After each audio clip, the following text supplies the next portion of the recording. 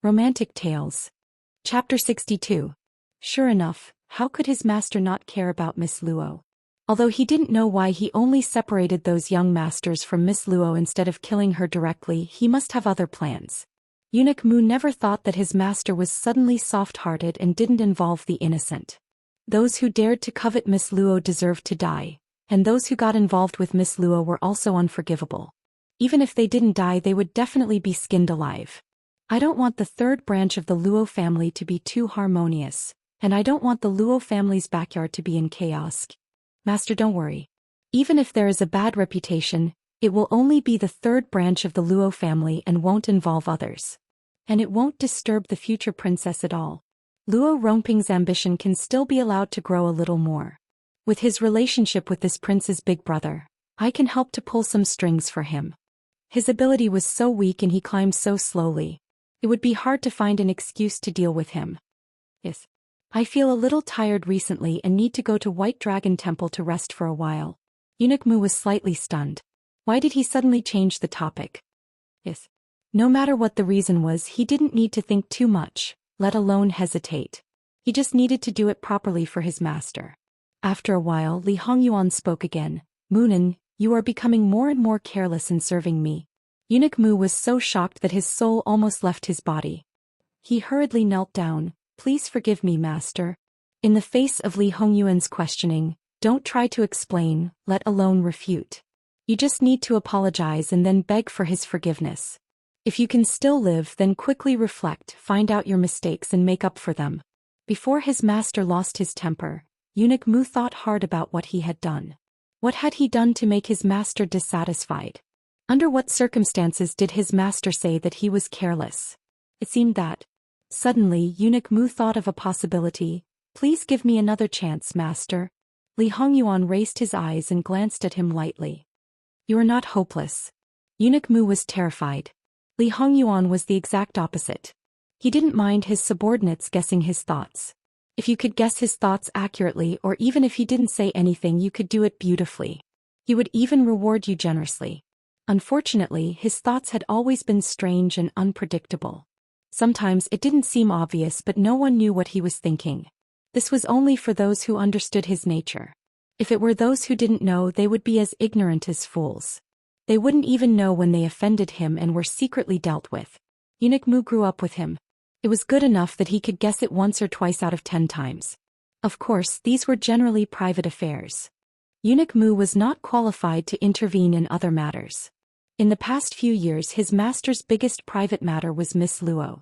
As long as that person's matter was handled well, he could be exempted from responsibility if he made mistakes in other places. Therefore, not only Eunuch Mu, it could be said that everyone close to Li Hongyuan was eager for that person to marry into Jin Wangfu as soon as possible, so that they could tie down their master, the King of Hell. Coaxing the future Wang Fei well, even if you had no ability, you could live the most unscrupulously. It was simply an open secret in their circle. Qin Tianming hasn't come yet? He's getting more and more arrogant. Ben Wang can't invite him. Eunuch Mu secretly breathed a sigh of relief. Qin Darren has arrived and is waiting outside. It must be said that Qin Tianming was really wronged. When he learned that Jin Wangye summoned him, he saw that the sky was dark and quietly came over because they basically met at night. Today he kept feeling that his eyelids were twitching. It could be said that he came much earlier than before and had been waiting outside the study for Jin Wangye. However, when he appeared and paid his respects, he was directly ignored. He stood there like a wooden stake for nearly 2 hours. There was no tea or water. He stood there and couldn't move at will. His legs were about to stiffen. In the end, the King of Hell forgot that there was someone outside. How could he be so aggrieved? When Eunuch Mu called him in, he breathed a sigh of relief and tightened at the same time. He was glad that he didn't have to continue to stand there as punishment. At the same time, he was very nervous. Under normal circumstances, this master wouldn't summon them. Basically, he would only come when there was an important matter. But after thinking for a long time, he didn't feel that there was anything important recently. Could it be that the fire in Bai Ri Flower Market was actually related to this person? This official greets Wangye. Long live Wangye. Li Hongyuan didn't wake him up and just left him hanging. Whether it was the death penalty or a reprieve, he just didn't give him a happy ending. After all, Qin Tianming was not Fu Yunting. Not to mention that he was at the same age as Fu Yunting's father. He had led troops to kill enemies and experienced the baptism of blood and death. Even though Fu Yunting's wisdom far exceeded that of his peers due to the changes in the Fu family, he was still inferior to Qin Tianming. Although he felt uneasy facing Li Hongyuan, in fact he was not too worried. He believed that he had never done anything that was disadvantageous to this person. At most he would be tortured by him, but he would never take his life. Although the person in front of him was often said to be temperamental, sinister and ruthless, and had no other good points except for his face, people who came into contact with him in private would know that although his methods were ruthless and his emotions were erratic, he was definitely not someone who couldn't control himself and casually disregarded human life. What was even more ridiculous was that he was also proficient in the art of war. Occasionally when they talked about it, they always felt that it wasn't just an armchair strategist. No matter if it was arranging troops, deploying troops, dispatching generals or all kinds of strategies, all of them showed that he was an outstanding general who had experienced countless battles. Jin Wangye Li Hongyuan had never left the capital since he was born. Since childhood, his temper was irritable and he did things as he pleased. His talent and learning were mediocre. He was the most troublesome person for the Tai tutors. They had never heard that he had learned anything like the art of war. But in fact, the truth hidden under the surface made people who came into contact with this truth feel stormy waves. When did he learn these things and how did he learn these things? Moreover, after their careful observation and deliberation, they found out that even the emperor didn't know about him. Before the age of 16 he was in the palace, but to be able to do so many things behind the emperor's back, what kind of ability was this? It could be understood that he was hiding it for self-protection. After all, he didn't have a biological mother when he was born. But to be able to hide it so deeply, it couldn't be explained with just the word smart. Although the emperor couldn't be called a wise ruler for thousands of years, his ability wasn't bad. Although he wasn't as good as the top, he was still better than the bottom. Regarding the handling of the country's major affairs, it wasn't as smooth as his heart, nor was it satisfactory. Most of the time he could still get the approval of the courtiers. This was an emperor who had been in the imperial court for 20 to 30 years. But when he left the imperial court in private in the imperial court, he basically didn't open his mouth. Regarding the matters of the world, Jin Wangye could often hit the nail on the head and hit the nail on the head. Regarding the matters that they argued with until their faces turned red, he could solve it with just a few words. This made some old foxes admire him so much that they would prostrate themselves in admiration. And through these people he would present the best method to the emperor. This time he would let this person be in the limelight. Next time it would be another person very good at balancing the situation in the imperial court. They didn't know how many people were controlled by Jin Wangye, but they faintly felt that even if he didn't control half of the courtiers, through his various arrangements, perhaps he had invisibly controlled half of the Qi Yuan dynasty. He wasn't an emperor, but early on he did what an emperor should do, and had the tendency to be an emperor for thousands of years. This was wisdom that far surpassed his age, shrewdness that far surpassed ordinary people. To be able to do this, it was still very inconceivable. But they were also willing to follow him and assist him. They never doubted that this country wouldn't be his. After all, compared to him, the other princes were simply fireflies competing for splendor with the moon. Even if the emperor passed the throne to the other princes in the future, they probably wouldn't mind being a rebellious courtier and helping Jin Wangye seize the throne. Chapter 63. What he had was not only a good appearance but also a smart brain and a good body. He was blessed by nature in all aspects. Therefore he was the fastest and the best among the princes in both literary and martial arts. He had learned everything he needed to learn in his previous life. Therefore he was cheated and schemed against. However, these things made him the final winner. Although it was not a perfect victory, in just a few years his ability was comparable to the most brilliant monarch in history. Moreover, he had been in that position for nearly 20 years. To him, government affairs were as simple as eating and drinking. He had a bad temper. This could be said to be a natural trait. However, in his previous life he learned to restrain himself. Later on, because of the unforeseen events, he completely released his nature. Therefore, although he was the divine lord in the eyes of the people, he was a complete tyrant in the eyes of the courtiers. He was the emperor who confiscated property, the monarch who exterminated clans. He had killed too many people, especially for When everything started over again, he no longer learned the things he had learned. He no longer admired his father and he no longer restrained his temper. Since there were people who were willing to protect him, he naturally could not let them down. He did as he pleased. If he was happy, he would teach you a lesson. If he was unhappy, he would teach you a lesson. You have raised a good son. While Qin Tianming's thoughts were in a mess, Li Hongyuan suddenly spoke. Qin Tianming was startled. For a moment he could not tell whether Li Hongyuan was speaking the truth or not. Your Highness, please enlighten me. Even if he guessed, he might not be able to guess it. Thus he decided to ask directly to avoid making himself even more embarrassed. Qin Tianming, you are a smart person. You are also capable in other aspects, but it is a pity that you are not good at raising children. As the saying goes, it is the father's fault if he does not teach them well. If you are busy with work and do not have time to teach them well, this prince does not mind letting you take a long vacation. You can come back when you have taught them well. Li Hongyuan held the teacup and poked it with the lid, but it didn't enter his mouth.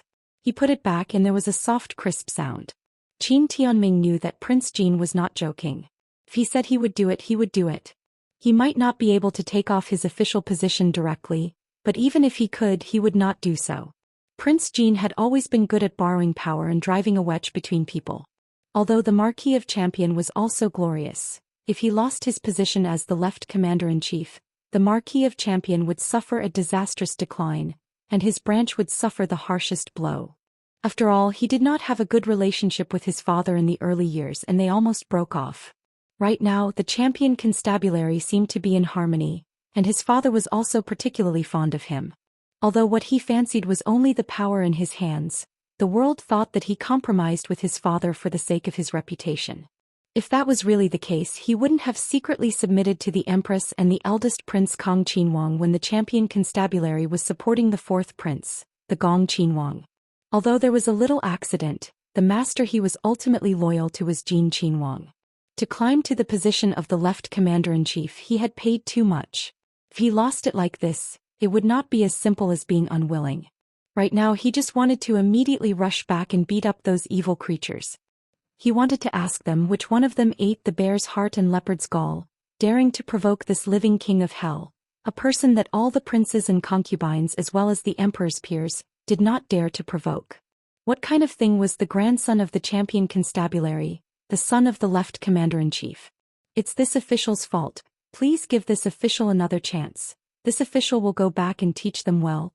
Everyone says that you are a smart person, very good at judging the situation. Moreover, compared to other people, you are not so afraid of Ben Wang. Fortunately, once you have set your mind on something, you will not easily have second thoughts. However, is Ben Wang the master that you have set your mind on? If he was still calm before, Qin Tianming really had some fear at this time. However, at this time swearing to express his loyalty was useless. Prince Jin did not believe in these things. After calming himself down, he somewhat hoarsely opened his mouth. This is the so-called, a woman dresses up for the one who likes her. A gentleman dies for the one who understands him. Although this official and my father do not get along, this official has no doubts about the belief of being loyal to the monarch and defending the country. I hope that Qi Yuan will be strong and I hope that the world will be peaceful. Li Hongyuan was silent for a moment. Has Ben Wang ever told you that the world is not that important in Ben Wang's eyes? Qin Tianming suddenly raised his head and looked at Li Hongyuan in disbelief. His lips trembled but not a word came out. He wanted to say that it was impossible, but he could feel that Prince Jin was not joking. Want to ask why? Since it is not that important, why do you have to be so deliberate? Only with supreme power can one do whatever one wants. The country is not the most important to this prince, but it is something that must be controlled. Furthermore, this prince believes that the possibility of this prince becoming a tyrant is far greater than that of a wise ruler. Therefore you can still reconsider and choose another wise ruler. Qin Tianming thought that he had long been able to remain calm, but now he had to admit that he was a little confused. Seeing Qin Tianming's appearance, Li Hongyuan suddenly smiled with an unknown meaning. It was a smile that made countless women infatuated, but Qin Tianming was so shocked that all the blood in his body froze. The bloodthirst and killing intent in his eyes were so obvious. At this moment he really felt it. Prince Jin Li Hongyuan, the side that people did not know about was admirable. The side that people knew about was real and not a disguise. He did not lose his mind, he knew what he was doing, he really decided your life and death based on his mood. Wangya wangya. Qin Tianming suppressed the strong desire to run away. If you lose your life, everything is empty talk. This official also firmly believes that whether Wang Ye is a wise monarch or a tyrant, you will certainly not joke about Qi Yuan's foundation. Scared? Li Hongyuan relaxed his body and leaned back. He seemed to be in a good mood, very leisurely and contented. Qin Tianming lowered his head and remained silent. He was really scared. Whether you are loyal or not, it doesn't matter. If you have the ability, if you have the courage, find another master or even report to Fu Huang, Ben Wang will not frown. If Ben Wang is brought down by you, then it's your own incompetence. If you can't bring down Ben Wang, then it's your bad luck. Simply arrogant to the point of conceit. Qin Tianming did not dare to question, Mu Gonggong did not dare to question, and the shadow guards in the dark did not dare to question. Go back and train the young masters well. You are a tiger general, so don't raise a nest of dog sons. Ben Wang will not be stingy with the tiger cubs. Ben Wang is not afraid of being overshadowed. If you have the ability, one duke and one marquis in a family is nothing. If you have 2 dukes in a family, even if you have 3 dukes and 4 dukes, I can still help you. The stick was ruthless, but the date was also extremely tempting. Qin Tianming had not yet broken free from the shock when he heard the words, which aroused the courage and ambition in his bones. The combination of the two together made his body involuntarily tremble. Wang Ye, get out of here. This official will leave now. Qin Tianming stood up and staggered, not because his legs were numb but because he was a little weak. He did not dare to lose his manners, so he slowed down his movements and retreated out of the study. The night wind blew and his back was cold. Qin Tianming was shocked to realize that his clothes were wet. What happened today could not be considered as making things difficult for him. However, the psychological pressure he was under was unprecedented.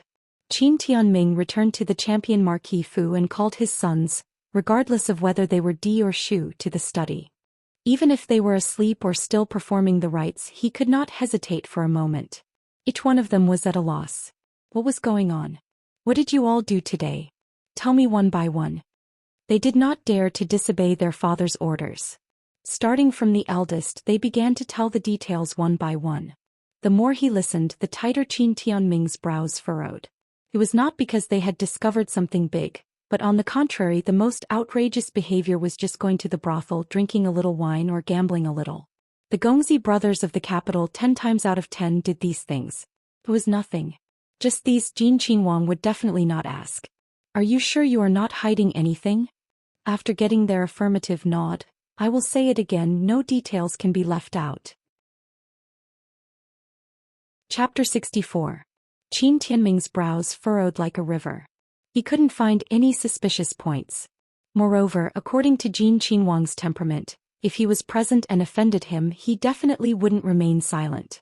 But an unintentional sentence, a small matter, even if it offended Jin Qinhuang, it wouldn't reach his ears. What was going on? Qin Tianming probably couldn't think of it even if he cracked his head. It was just because his youngest son kicked over the black peony in anger. The Luo family's daughter, Jingwan, was distressed for the flower, and Li Hongyuan was distressed for her.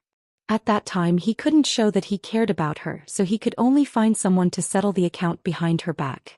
Qin Tianming's youngest son didn't have the qualifications to stand in front of Li Hongyuan, so he could only do it. In desperation, Qin Tianming gave his sons a confinement order. If they had official business, they were to return home immediately after finishing. If they had nothing to do, they weren't allowed to step out of the house half a step. From today onwards, the books that were thrown away were to be picked up again, and the martial arts that were abandoned were to be picked up again. Several Qin Gongzi were stupefied by their father's move. Those who had official positions were fine, but those who didn't have official positions and loved to play, such as Qin Tianming's youngest son, were simply asking for their old lives. Just as they were about to habitually refute a few words, their father threw them a glare, and they obediently shut their mouths.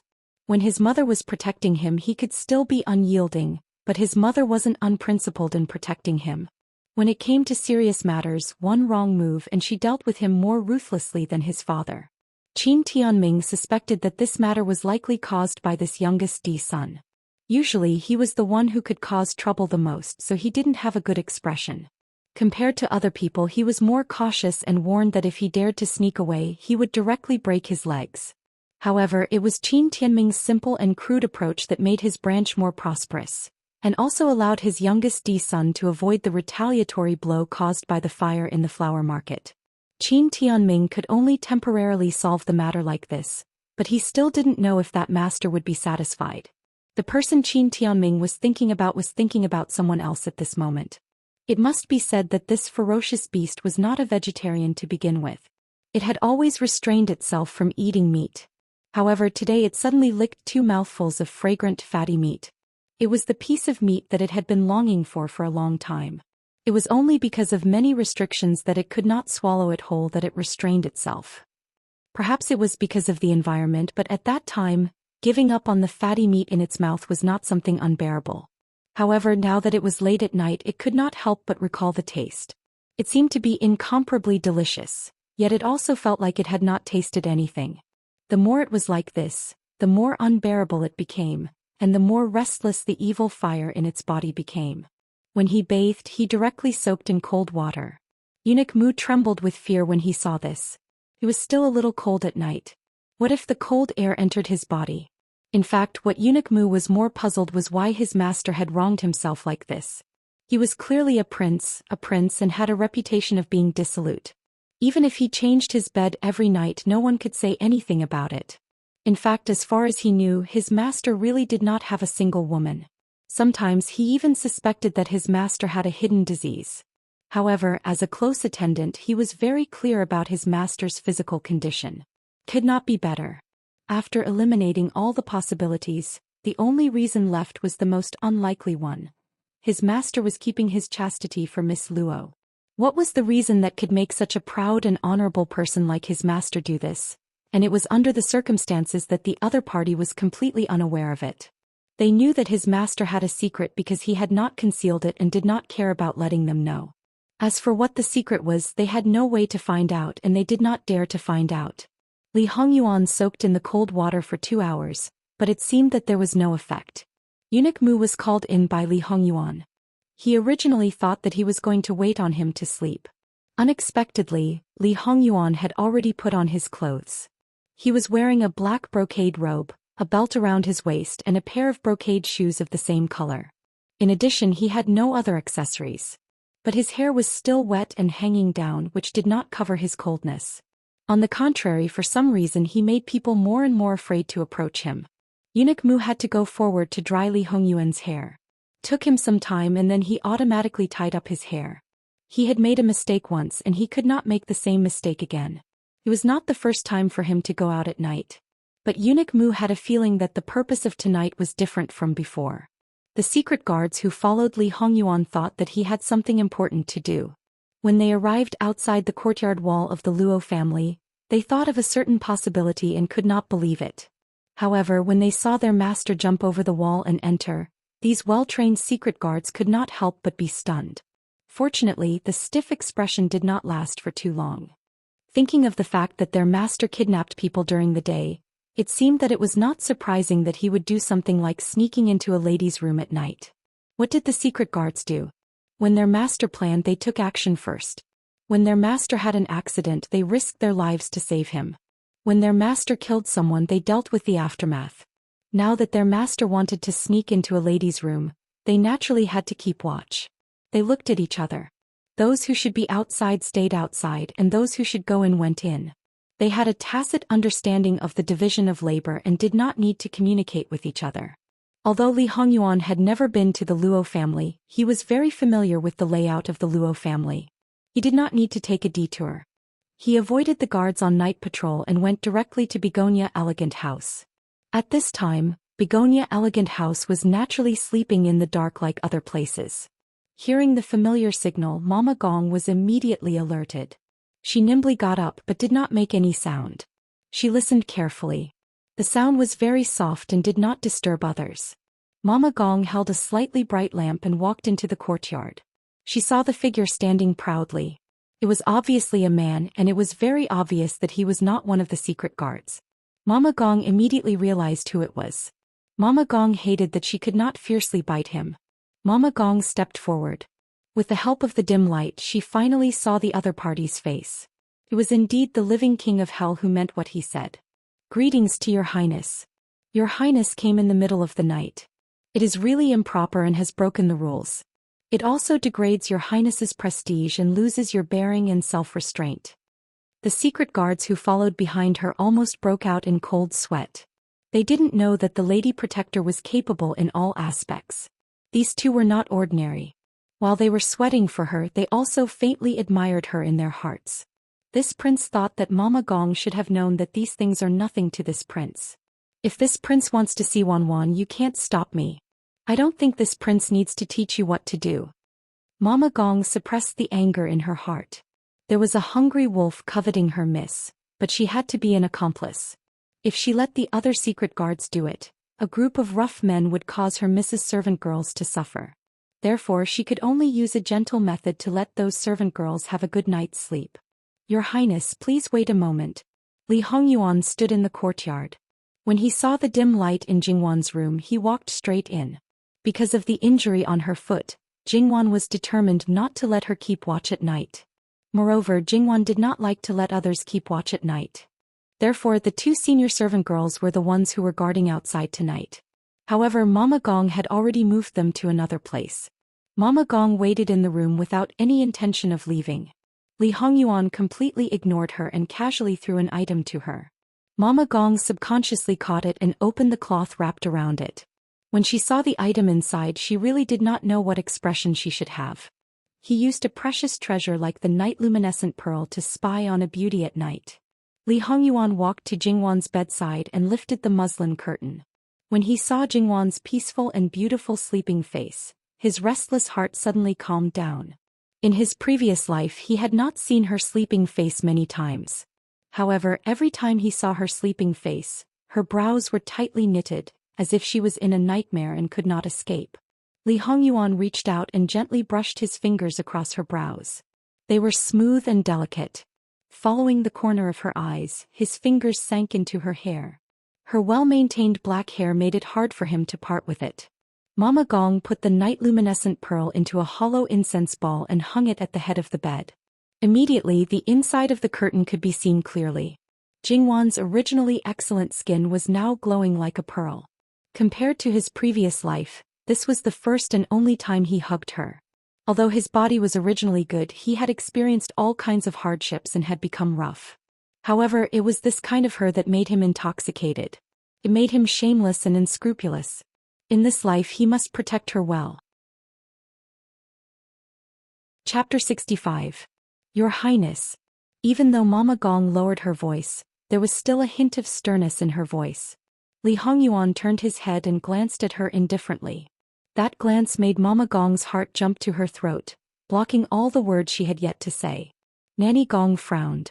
The possessiveness in her eyes was dense to the point it couldn't be dispersed, and she seemed like a wild beast that occupied its territory. Whoever dared obstruct her or tried to seize her prey would immediately pounce out and tear that person into pieces. Either get out or shut up for this prince. Mama Gong's face was stiff. After a few breaths, she opened her mouth and said, "Your Highness really cares for Mississippi.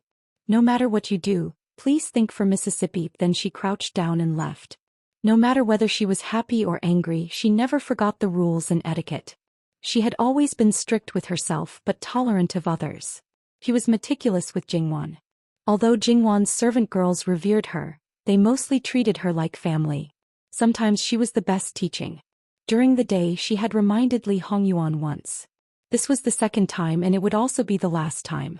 Li Hongyuan, the former master, had a bad temper and often did unimaginable things. Moreover, he always did whatever he wanted. If it was something else or someone else, it was impossible to expect him to restrain himself. However, this person was her young lady. Nanny Gong had a deep trust in him. Based on how much he cared for her, he really held her in the palm of his hand and placed her at the top of his heart. Sometimes she even felt that if he had to choose between the river and the young lady, he would choose the young lady. That kind of love was not fake. After all, the young lady herself did not know. Naturally, it was impossible for her to show it to people like them. If he could do this, how could he do something bad to Miss at this critical moment? If he really couldn't control himself and took Mrs. Body, he would definitely think of a way to deal with the aftermath and not let Mrs. reputation be tarnished. Now that Granny Gong had thought this through, she decided not to continue to stand there and cause trouble. Li Hongyuan really didn't care whether Granny Gong went out or not. She slowly took off her shoes and socks, then her outer robe and then her inner garment. The whole process was quite pleasing to the eyes. Finally she took off her crown and her hair that didn't belong to Jingwan fell down. It must be said that Nanny Gong had also used something on Jingwan. Otherwise she couldn't guarantee that she wouldn't pounce on him in this situation. After all, he was a handsome man with an amazing body. In the middle of the night, a man and a woman alone in a place where one's imagination would run wild, doing something so seductive. Most importantly, his deep eyes were filled with only her. How many people could resist him? Jingwan felt that she would most likely become a layman at that moment. Unfortunately, Jingwan was in a deep sleep. Because she was drugged with something to calm her nerves, she didn't even dream. Naturally, she was unaware of the outside world. Li Hongyuan placed his hand on the neckline of his underwear. After hesitating for a moment, he slowly tore off his underwear as well. His slender and powerful body and wheat-colored skin, even though he was a grown man, due to his pampered upbringing and proper maintenance, he looked just as delicate. Li Hongyuan lifted the brocade quilt and was about to slide in, but his body couldn't help but stiffen. The situation under the quilt was very different from what he had imagined. It looked like she was sleeping properly, but what was underneath was not proper at all. Because Mama Gong practiced martial arts, her hearing was far better than ordinary people. When she heard the faint sounds outside, she suddenly thought of her Mrs. Bad habit that couldn't be corrected. She was originally a hungry wolf. If she continued like this, she really couldn't stay calm. Jingwan, who was originally unaware of the outside world, opened her eyes in a daze. Coincidentally, her eyes met with Li Hongyuan's. Perhaps Li Hongyuan didn't expect Jingwan to wake up. He was stunned for a moment and didn't know how to react. However, Jingwan rubbed against his body because of her discomfort. This reaction made Li Hongyuan instantly understand that Jingwan wasn't really awake. Otherwise, a girl in the boudoir wouldn't be like this when she suddenly encountered something like this. Li Hongyuan sighed in relief and at the same time felt a little regretful. He was prepared to be discovered by Jingwan. However, some things weren't easy to explain. He still hoped that after the two of them got married, they would have some time together. Then, even if some of the things he did were a little out of line, he could confidently say that he fell in love with her at first sight. However, Li Hongyuan wasn't a saint. He helped her do everything behind her back, but she didn't know anything about it. He was still a little unhappy. Jingwan's eyes were covered with a layer of mist. The corners of her eyes were dyed with an abnormal shade of red. Since she was awake, Li Hongyuan just assumed that the two of them were in love with each other. That exceptionally pleasant voice kept calling out Wan Wan by her ear. Li Hongyuan had experienced the ups and downs of his previous life. He had tasted all kinds of joys and sorrows.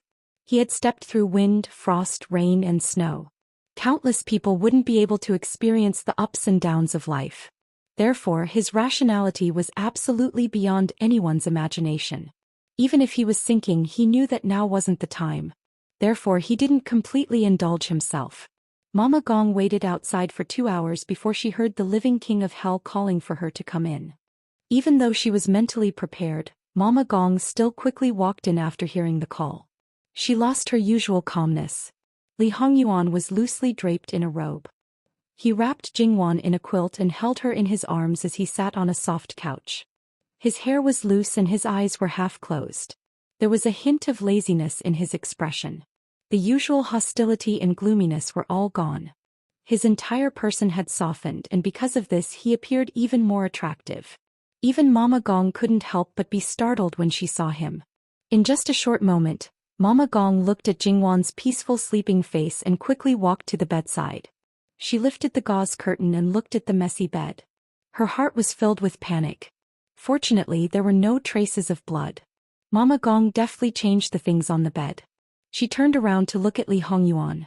"Your Highness, this servant asked your people to go back and get some clothes for you. I'll also pour some water for you to wash up in the washroom." Li Hongyuan opened his eyes and glanced at her. He got up with Jingwan in his arms and put her on the bed. Mama Gong mixed some warm water for him and put it in the washroom. Then she went back to wash Jingwan. In order not to disturb others, she naturally couldn't take a bath in a big way. Mama Gong lifted the quilt and saw that Jingwan didn't have any marks on her body. She didn't know whether she should admire his endurance or doubt his love for this girl. It was said that it was difficult to control oneself when one was deeply in love. Even if he was a man with an unmentionable disease, it wouldn't prevent him from leaving some marks. However, it was obvious that Nanny Gong's idea was premature.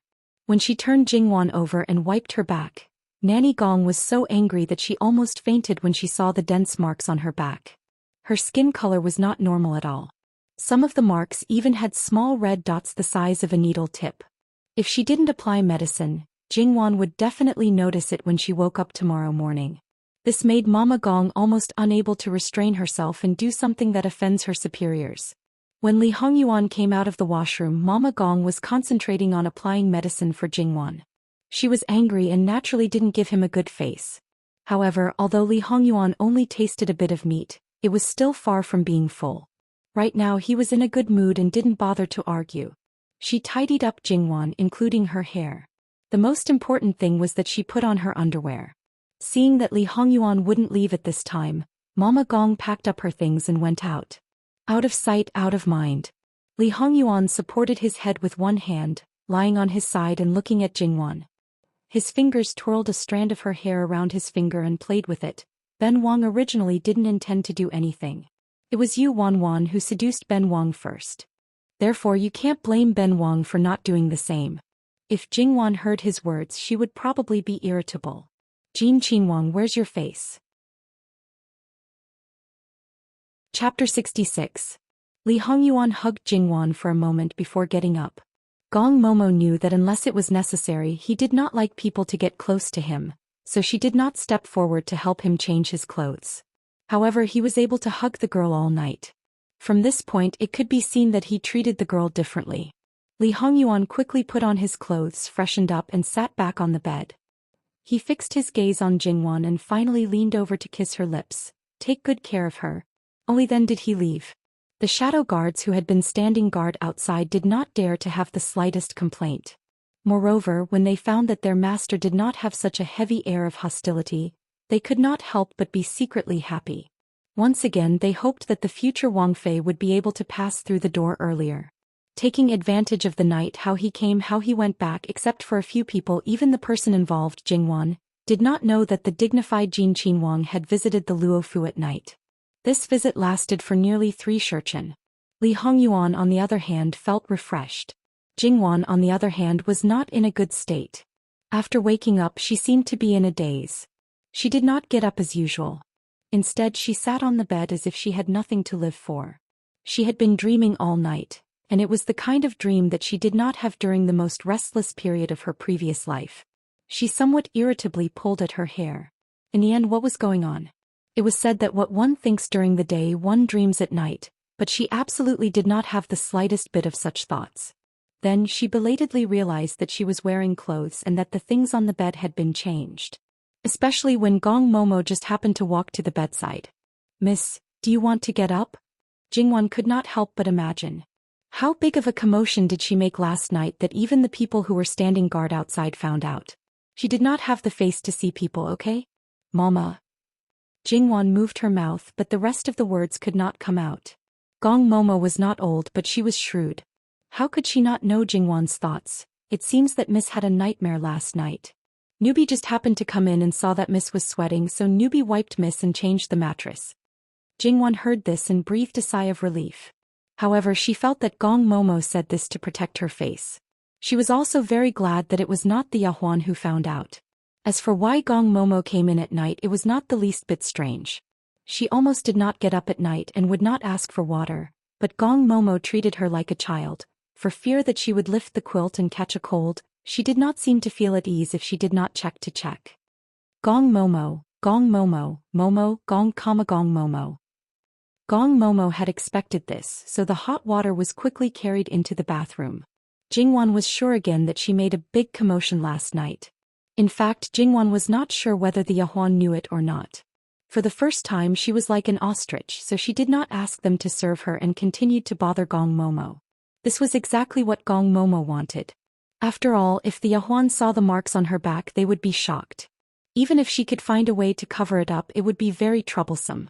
Jingwan nestled comfortably in the water and gradually forgot the awkwardness from before. In fact, she still had a question in her mind. Why didn't she feel anything when Gong Momo wiped her body and dressed her? Why did she sleep so soundly? Well, it was very embarrassing. And according to the conservative thinking of everyone, even if it was Gong Momo, Jingwan really could not ask. So she could only stop here and erase it from her mind as soon as possible. Even if it felt very real, especially that pair of eyes that almost drowned her, and that deep and sexy voice, according to the saying in her previous life, her ears were about to get pregnant. However, Jingwan treated it purely as a dream. She was very open-minded and did not hesitate to forget about it. But Gong Momo, who looked at her back, did not know how angry she was. And according to her understanding of the living hell, if there was a first time, there would be a second time. Maybe in the future he would often do such a night attack. She could only cover for him and not let others know that the girl she pampered in the palm of her hand was not protected well, but was sent to the mouth of a hungry wolf as an accomplice. The more she thought about it, the more depressed she felt. She did not pay attention and hit her a little harder. Jingwan hissed and gasped twice. In fact, it was not too painful. It was just that it came suddenly, so she was particularly sensitive. But the skin was so tender that it hurt when a soft towel rubbed it with a little force. Was it really going to be made of tofu? Gong Momo hurriedly softened her strength. Miss, is it painful? It's okay. I don't know why, but I feel strange. It's my fault. I was distracted and hit you a little harder. If she could see her back, she would not feel strange. After bathing, she took care of her body as usual and applied some medicine. The pain was gone, but the marks would not disappear in a short time. Jingwan cleaned up and began to do morning exercises. Even if she was sweating and had to take a bath again, it did not matter. As a girl of the noble family, she was so capricious. After more than half an hour of morning exercises and bathing, Jingwan regained her vitality. As usual, she ate a bowl of nourishing porridge. When she went to pay respects to her mother, she met her father. It seemed that he was not in good spirits because of a hangover. Later, concubine Ji, concubine Ping, and the two Shu sisters came one after another. Needless to say, the elder brother was not young, so he did not have to pay respects every day. Where is Madame Bai? Luo Rongyan did not see her, so he asked casually. In his opinion, even if she was pregnant, she still had to do what she should do. It was just paying respects, and it was not a long journey. How could she be tired? Jingwan glanced at her father. He still did not know about Madame Bai. Therefore, Jingwan respected her father more than enough, but was not close enough. From her own point of view, she naturally hoped that he would not put the concubines in his eyes. However, from the concubines' point of view, he was a complete scum. Moreover, he was not a competent father. She gently pinched Madame Zhang, who was about to speak. If she let her mother say it, she did not know what she would say. Moreover, there were two younger sisters present. How could she say those dirty things so casually? Father, your face does not look good. How about I take my two younger sisters to pay respects to grandmother first? You can go later? Luo Rongyan was not stupid. He knew that there was something going on. He nodded and said, okay, you go first. Jingwan led Luo Jingyu and Luo Jingwei away. Before leaving, she glanced at concubine Ji. Concubine Ji nodded imperceptibly, indicating that she understood Jingwan's meaning. Rather than letting Madame Zhang say this, it was better to let concubine Ji say it. As the saying goes, one must pay attention to the art of speaking. The same matter, different words could lead to different results. Concubine Ji was very clear about her position. Therefore, Jingwan believed that she would say this matter perfectly. If Madame Bai knew her place, Jingwan naturally would not do anything to her. However, as Luer said, she relied on the piece of meat in her belly to abuse her power. Now that something had happened, she could not blame Jingwan for adding insult to injury. In the eyes of concubine Ji and the others, Jingwan was too soft-hearted. If it were up to them, it would be best to directly cause an accident and let her die suddenly. Just confining her was too easy on her. Compared to Falling Plum House, the main courtyard was more lively. As soon as Jingwan and her sisters arrived, the people from the third branch also arrived. However, compared to before, there was an additional woman. Even if Jingwan did not have any impression of the concubines from the third branch, she immediately understood that this woman was the one that her third uncle had brought back last night. She really did look like a beauty that would make anyone feel pity for her. Logically speaking, ordinary concubines did not have the qualifications to greet old Madame, especially someone like old Madame Luo who did not like concubines. Madame Lu was not a fool. Even if she pretended to be virtuous and magnanimous, she would not do such a stupid thing. Then there was only one reason. Luo Rongping had her bring a concubine who had been exposed to old Madame Luo. Naturally, she was much better than those concubines who had silently died in the back courtyard and no one would know. It was clear that this woman had a high position in Luo Rongping's heart. "Mother, this is the little sister that third master brought back last night. He treats her like his own flesh and blood. Didn't this daughter-in-law bring her here early in the morning for you to see?" Madame Lu said with a smile. However, everyone could see that her smile was forced and her words were filled with grievances. Jingwan sighed in her heart. Her acting skills were amazing. Jingwan would believe that she was burning with anger because Luo Rongping had humiliated her, but she would not believe that she would compromise. Her purpose was nothing more than to gain sympathy in front of old Madame Luo. As long as old Madame Luo stood on her side and supported her, then no matter how much Luo Rongping doted on this woman, she would not be able to cause any trouble. This little sister is not only beautiful but her name is also good. She is called. Chapter 67. As a concubine without the permission of the mistress, she dared to speak casually, let alone interrupt her. Mrs. Lu should have reprimanded her for being so unruly but she didn't. Instead she showed a look of fear. "Nyang, after all, my younger sister just got married. She doesn't understand many rules. Please forgive her." If these words were said by Madame Zhang, other people would only think that she was hopeless. But since it was Madame Lu, the way everyone looked at her was a bit strange. Was it because she felt threatened or? Jingwan's attention was not on Mrs. Lu. In her opinion, no matter what Mrs. Lu's reaction was, it was normal. But this woman who called herself Huan Yang, looking at her posture, she was not a person who didn't understand etiquette. But she did such a rude thing. It could only be said that what Mrs. Lu wanted to say might be more unfavorable to her. As the saying goes, choose the lesser of two evils. However, Mrs. Lu only wanted to say her name. The harm caused by a name was nothing more than offending and taboo. Jingwan's first thought was that her name might offend her grandmother. As for the name Huan Yang, it was most likely changed for some reason after Mrs. Lu saw her last night. And Mrs. Lu didn't say Huan Yang's original name. Her purpose was to create trouble for Huan Yang. Since it had nothing to do with her, Jingwan looked away after a few glances. She glanced at Luo Jingying, who looked a little dispirited, and Luo Jingqiang, who was much more beautiful than usual. Luo Jingying was probably scolded harshly, while Luo Jingqiang was about to break free.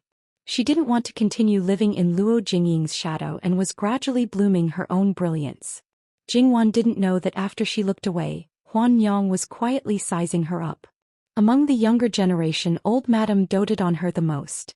That kind of bearing and self-restraint, as well as the indifference from inside out, could only be cultivated by being carefree and following one's heart. It was really enviable. However, if she wanted to establish a foothold in this backyard, it was true that she couldn't offend her.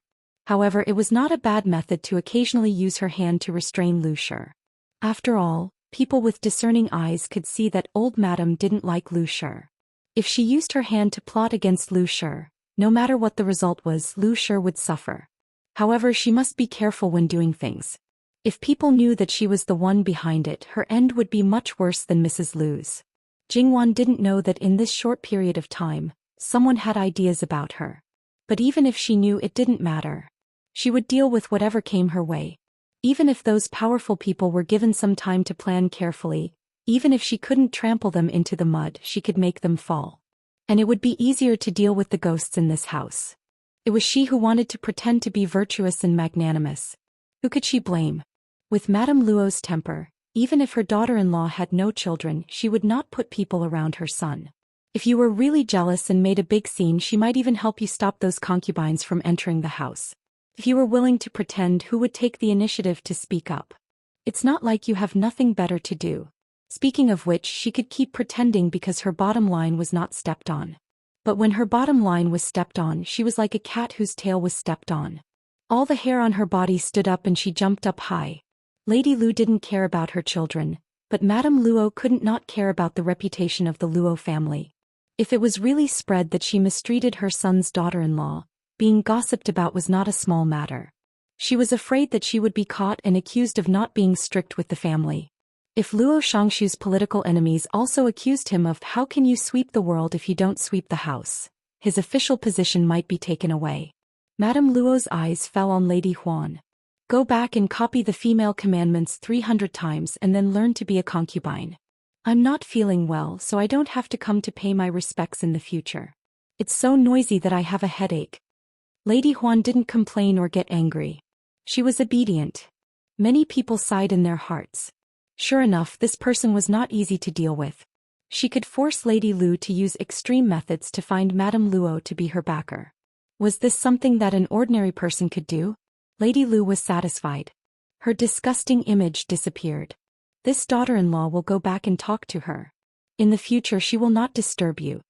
Madame Luo was the villain. Even if Luo Rongping knew about it, at most he would say a few words to Lady Lu. The punishment of his beloved would still be carried out, unless he dared to disobey Madame Luo. Madame Luo was not happy, so naturally Jingwan was not happy.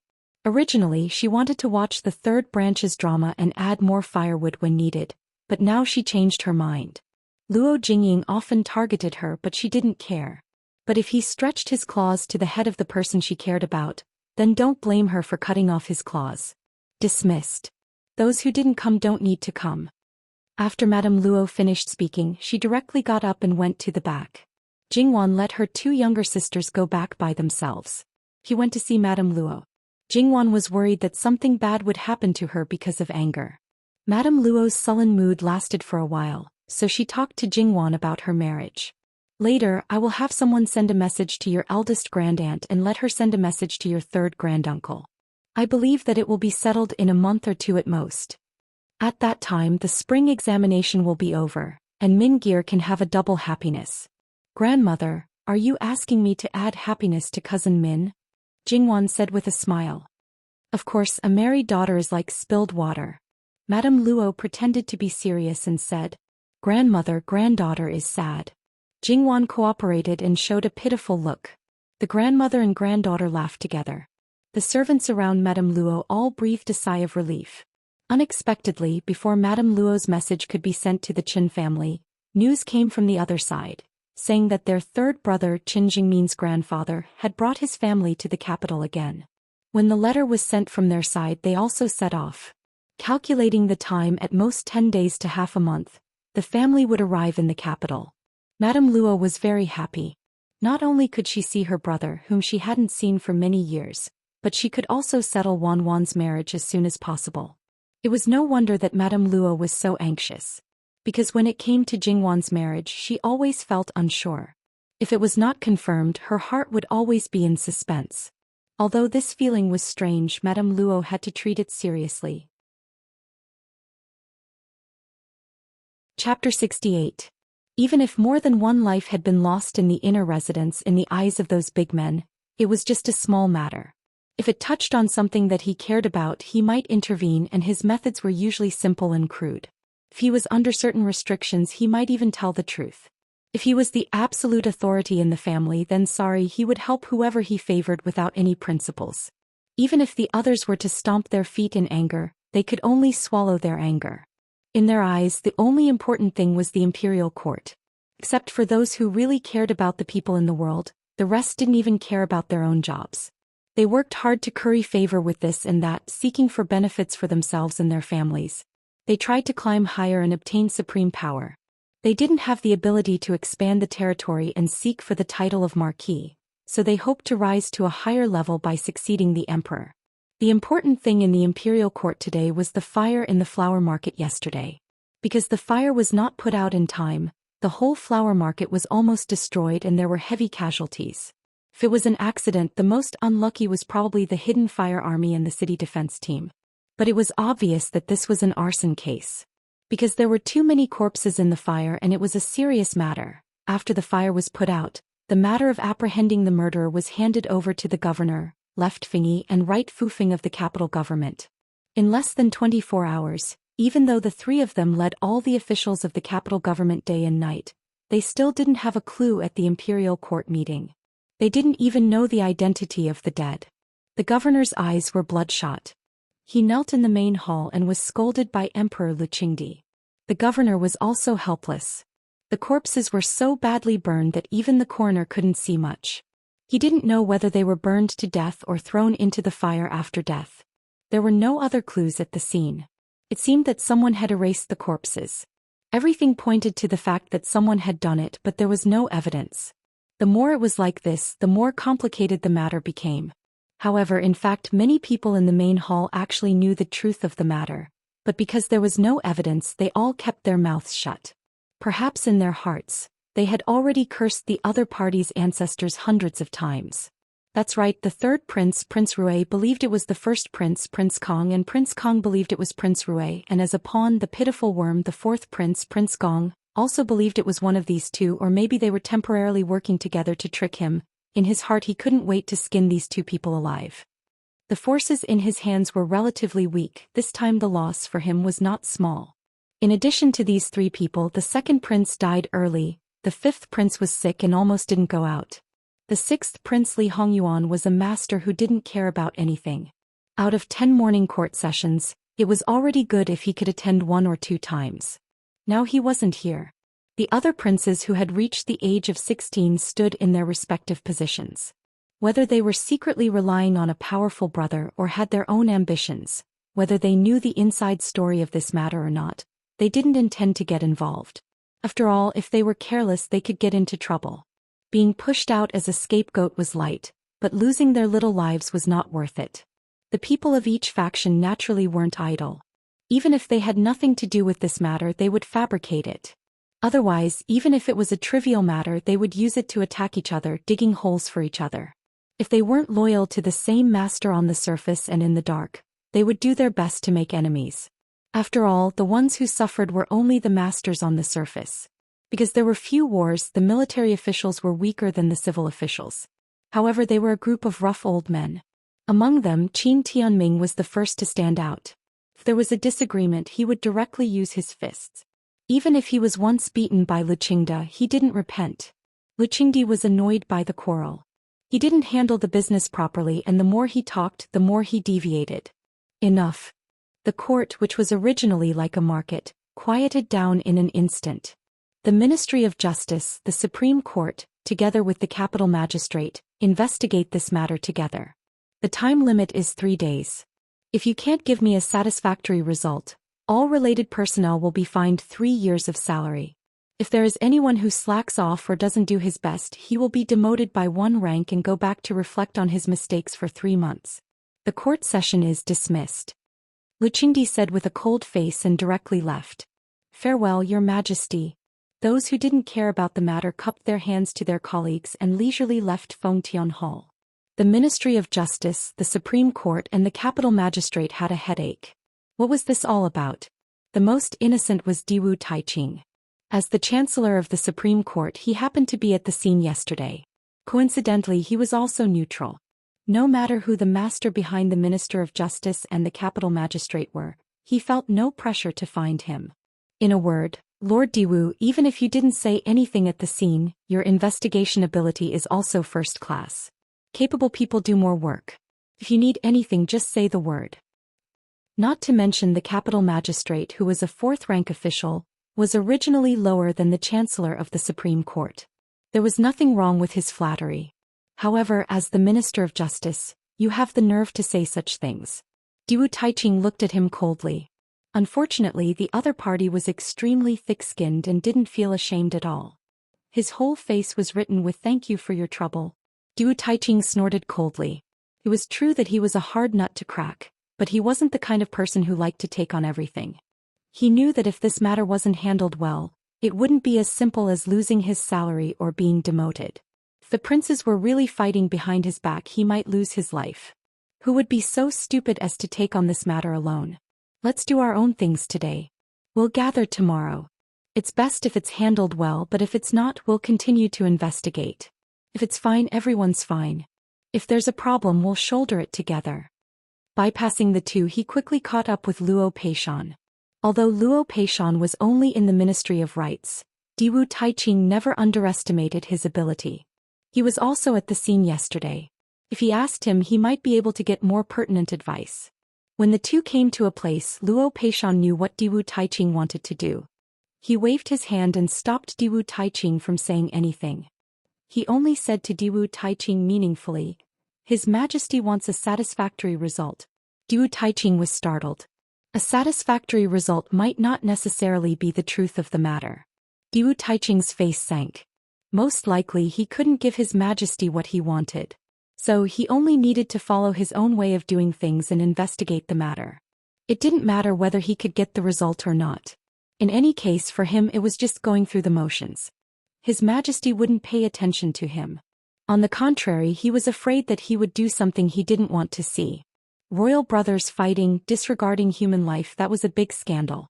So, at most, he would have the opportunity to lose his salary for 3 years. Thinking clearly, Diwu Taiqing didn't worry anymore and went back to do what he needed to do. The Gong Prince stopped his 2 elder brothers and said with a fake smile, "2 imperial brothers, this younger brother admires you more and more." Prince Kong and Prince Rui naturally knew what he was talking about. After all, the mantis stalks the cicada, unaware of the oriole behind. The Gong Prince was the unlucky cicada from the beginning. Obviously, he didn't know who was behind him. In a flash, Prince Kong and Prince Rui both thought of putting the blame on each other. Teaming up with their 4th brother, taking down the enemy, then taking down their 4th brother would be much easier. They really recognized each other as their opponents, while their 4th brother was just playing a role of balance and easing the tension between them. Prince Kang's idea was particularly prominent. After all, Prince Rui was afraid of the Gong Prince's backer, Left Governor Qin Tianming, but Prince Kong knew that the Left Governor was loyal to him. This 4th brother was just a clown, not worth mentioning. Regarding this, Prince Kong was extremely proud. Who would have thought that he himself was also a clown being played around? 4th brother.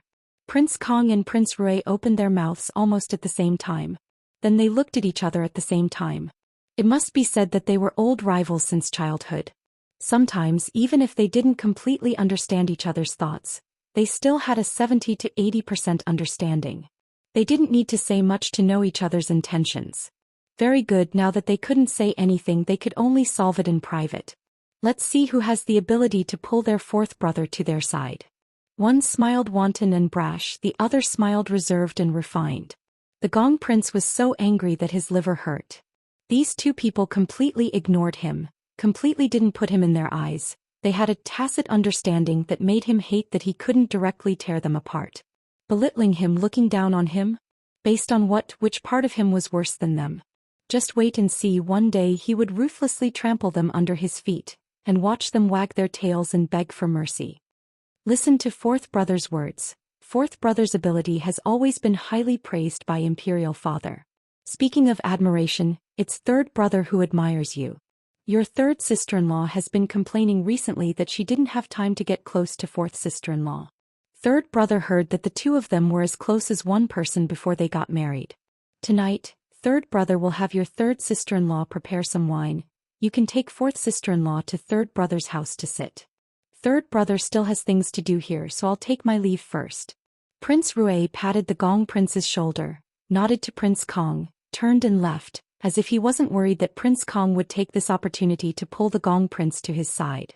The Gong Prince's biggest reliance was the Yu family, so he naturally paid special attention to his princess. The Gongqin princess could be said to be the happiest among the many princesses and Junwang consorts. Her husband doted on her, and even if there were concubines and concubines in the Gong palace, they were the least compared to the other princesses, and they didn't pose a threat to her at all. She also had her father's protection. Imperial concubine Qin Shu was her aunt, and her proper mother-in-law treated her like her own daughter. She really didn't have the slightest bit of dissatisfaction. Even if there were sisters-in-law who laughed at her, her life was nothing more than a mirage. She just thought they were jealous of her. The Gong Prince's face was somewhat ugly. He could refuse other invitations but not this one. Without waiting for Prince Kong to speak, eldest brother, younger brother will also take his leave first. The other princes walked around Prince Kong, afraid of being implicated and becoming the target of his anger. Considering his current position, Prince Kong held back his anger. If it was any other time, he could have invited Old Four in the same way, and if the other side didn't agree, he could have said agree to old third, not eldest brother, are you looking down on me, your eldest brother? Unfortunately, he just lost his princess and now was not the time for a banquet. So he could only find another opportunity and he had to be quick. If he delayed until the evening, it would be troublesome. Li Hongming, that person, even if he couldn't make Old Four join forces with him, he would still arouse Old Four's hatred towards him. After all, the left governor was Old Four's father-in-law. Even if he didn't care about him, the left governor would have scruples about his daughter. If Old Four really made things difficult for him, it would cause a lot of trouble. Thinking about it, Prince Kong still prepared to go find his imperial mother. Li Hongming could start with the Gongqin princess, so if his imperial mother wanted to summon her, it would be equally justified. Not long after the Gong prince left, he ran into his father-in-law Qin Tianming. Greetings to Prince. Quickly dispense with the formalities. We're all family, father-in-law doesn't need to be so polite. Etiquette can't be abolished, besides we haven't left the palace yet. Naturally we can't give Prince something to talk about. Regarding Qin Tianming's attitude, the Gong prince was very pleased. Even if he relied on him, he was still a prince, a prince. As a subject, he naturally had to be respectful. This way, when he ascended the throne in the future, even if he didn't let him take power, at least he would let the Qin family enjoy wealth and glory, and his princess consort, even if she didn't hold the phoenix seal, he would let her sit on the empress seat.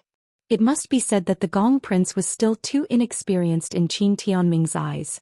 What kind of mentality he had, Qin Tianming was actually very clear, and he wasn't of the same mind as the champion constabulary. In addition to family reasons, the fourth prince wasn't worthy of his assistance.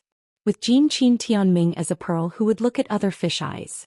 Of course, those with great ambition who wanted to hold power hoped that the master was weak and the subject was strong. At the very least, they couldn't let the person on the throne have the final say.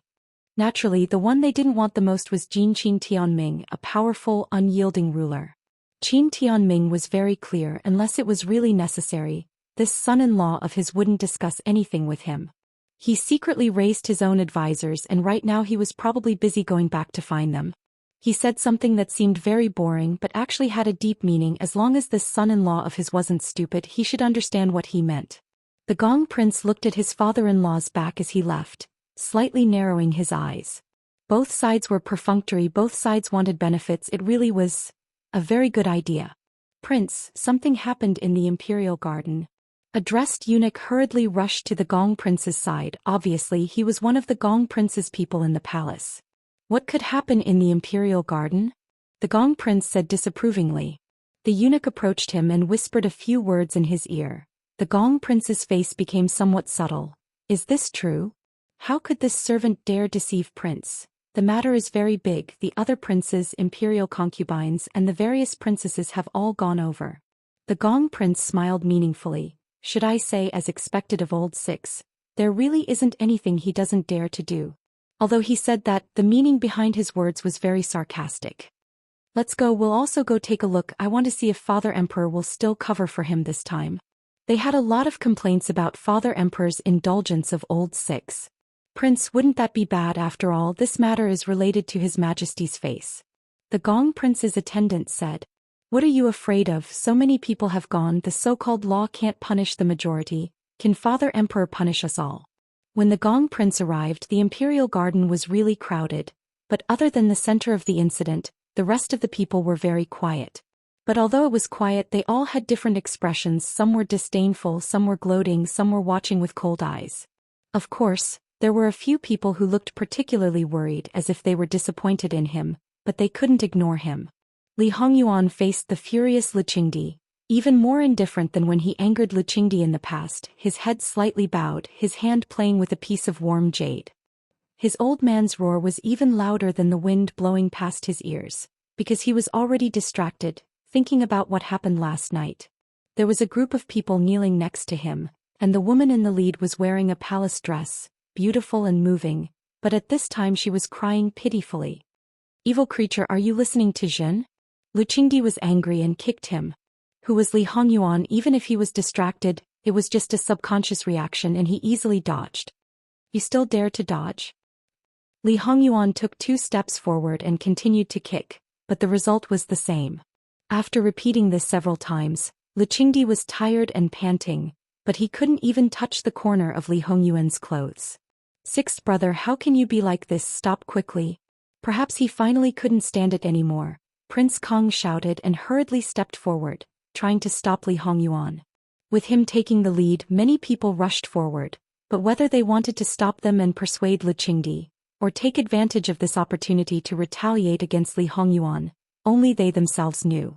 Li Hongyuan sneered. No matter how many people came forward and no matter what they wanted to do, he didn't fight back. He just narrowly avoided them, intentionally or unintentionally leading them, including Lu Qingdi, who was inadvertently hit.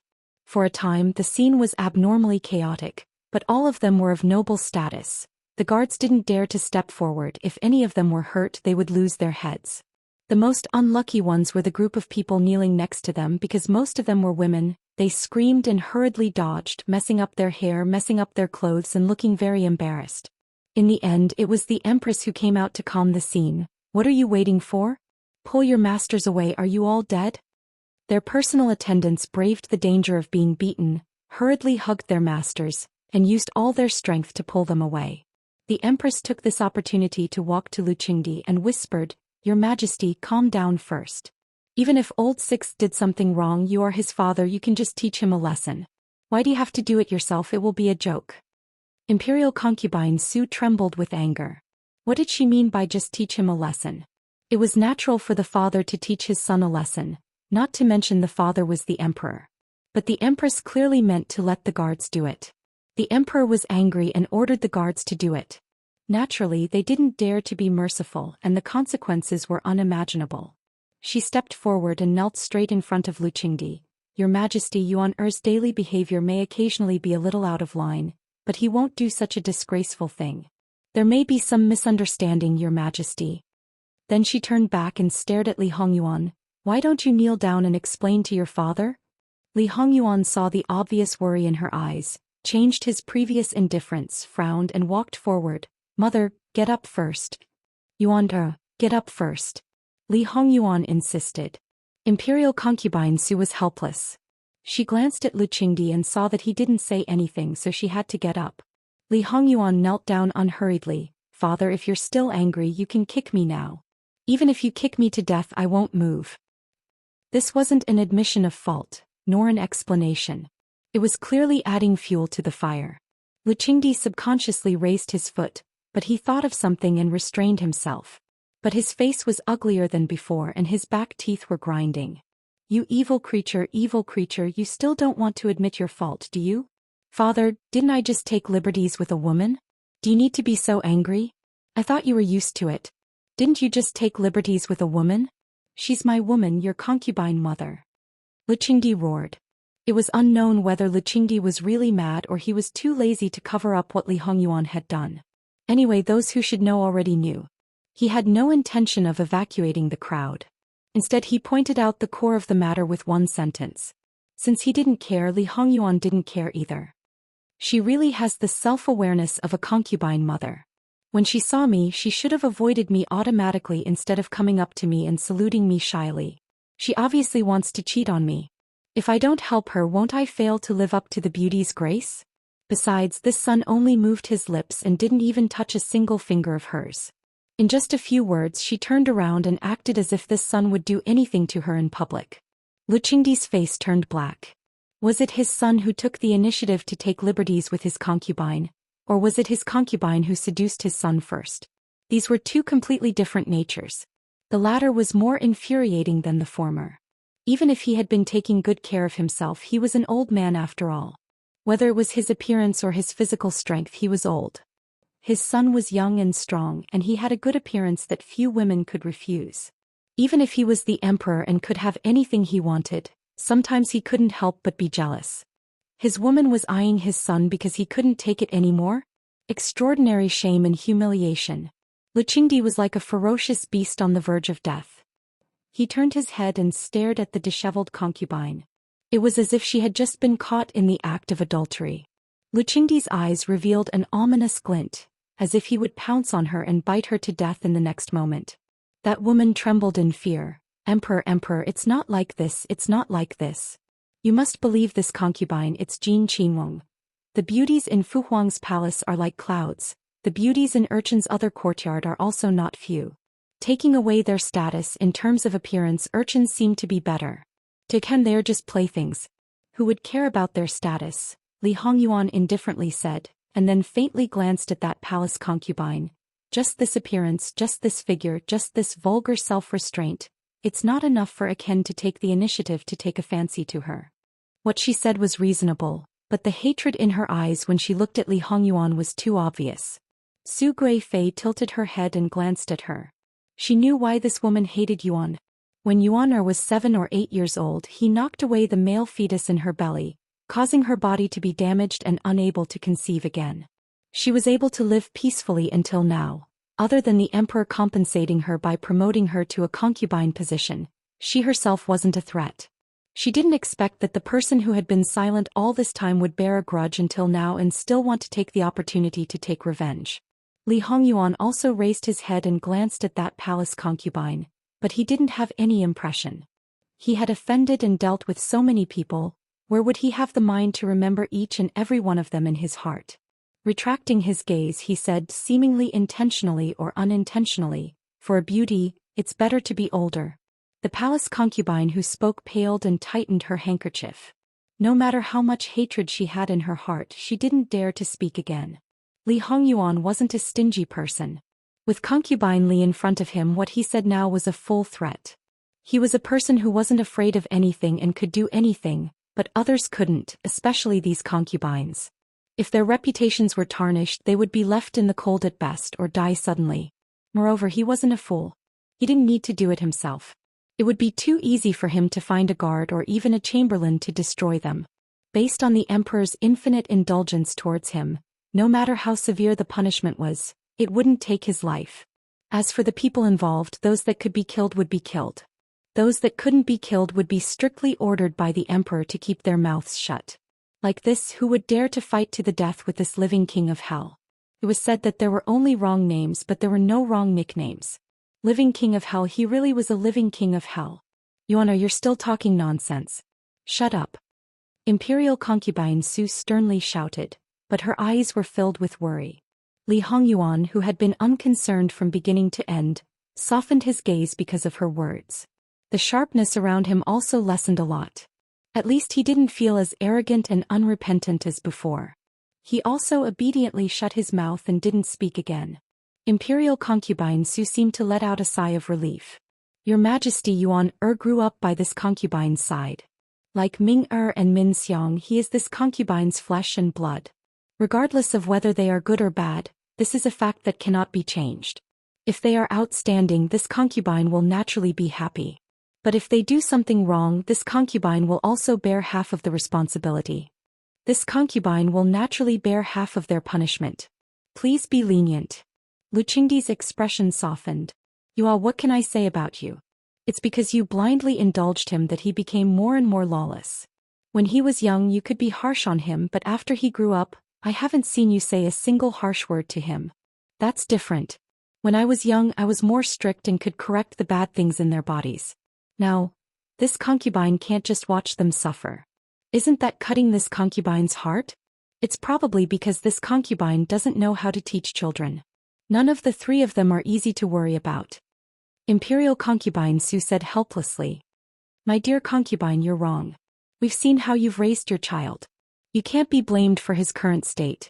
He's naturally irritable and bad-tempered. It's not like we don't know that you've spent more effort on him than third brother and Min Xiang. As for Min Xiang, she occasionally has a small temper. This concubine also likes her. Ordinary families pay attention to pampering their daughters, not to mention our imperial family's princess. Not to mention Ming. This concubine is very satisfied with him. Ming was mediocre before this mission. Now that your Majesty is satisfied, it's because your Majesty has taught him well. Hearing this, Lu Qingdi was overjoyed. He laughed loudly and didn't look angry at all. Their harmonious appearance made many people secretly grit their teeth. Especially when Lu Qingdi said, this concubine is very satisfied with him.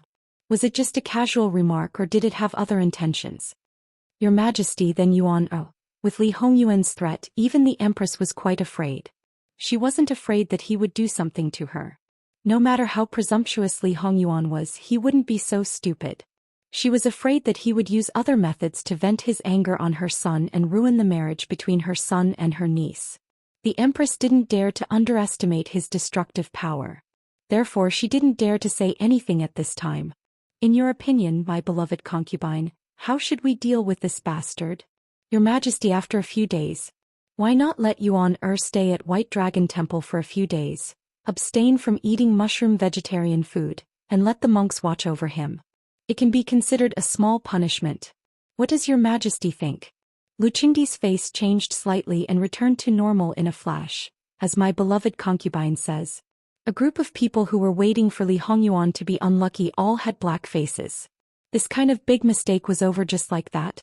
Abstaining from eating mushroom vegetarian food for a period of time could also be considered a punishment? What was the difference between this and reflecting on one's mistakes behind closed doors? However, since Luqingdi agreed, there was no room for others to interfere. Even if this matter was known to everyone, it couldn't be brought to court. Daring to mention something that made Luqingdi lose face. You think you're as bold as Jin Qinhuang? Think you're as forgiving as Jin Qinhuang? Dream on. Li Hongyuan was greedy for beauty and enjoyment. Coming to a Buddhist place, there were all kinds of rules and precepts. This could be considered a severe punishment for him. Those who were unbalanced could only comfort themselves like this. Bastard, immediately roll to White Dragon Temple. Don't return without an imperial decree. Aken obeys the decree. Not waiting for Luqingdi to call him up, he slowly stood up. That appearance made Luqingdi want to slap him again, but no matter what, he was indifferent. To put it bluntly, he was a dead pig that wasn't afraid of boiling water. In the end, the one who was angry was only himself. What are you still standing here for? Do you all have nothing to do? Get lost for Zhen. Such obvious anger. All the people who were watching the play immediately acted as if they had something important to do. One by one they asked to leave and even voluntarily sealed their mouths.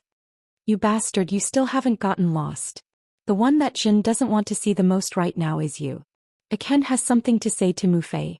Fu Huang still has political affairs that haven't been finished, right? The implication was still not leaving. In the end, Luqingdi couldn't take it anymore. He ruthlessly gave Li Hongyuan a kick before leaving in a huff. Li Hongyuan looked at the footprint on the corner of his clothes and frowned. It wasn't because of pain but purely because he found it dirty.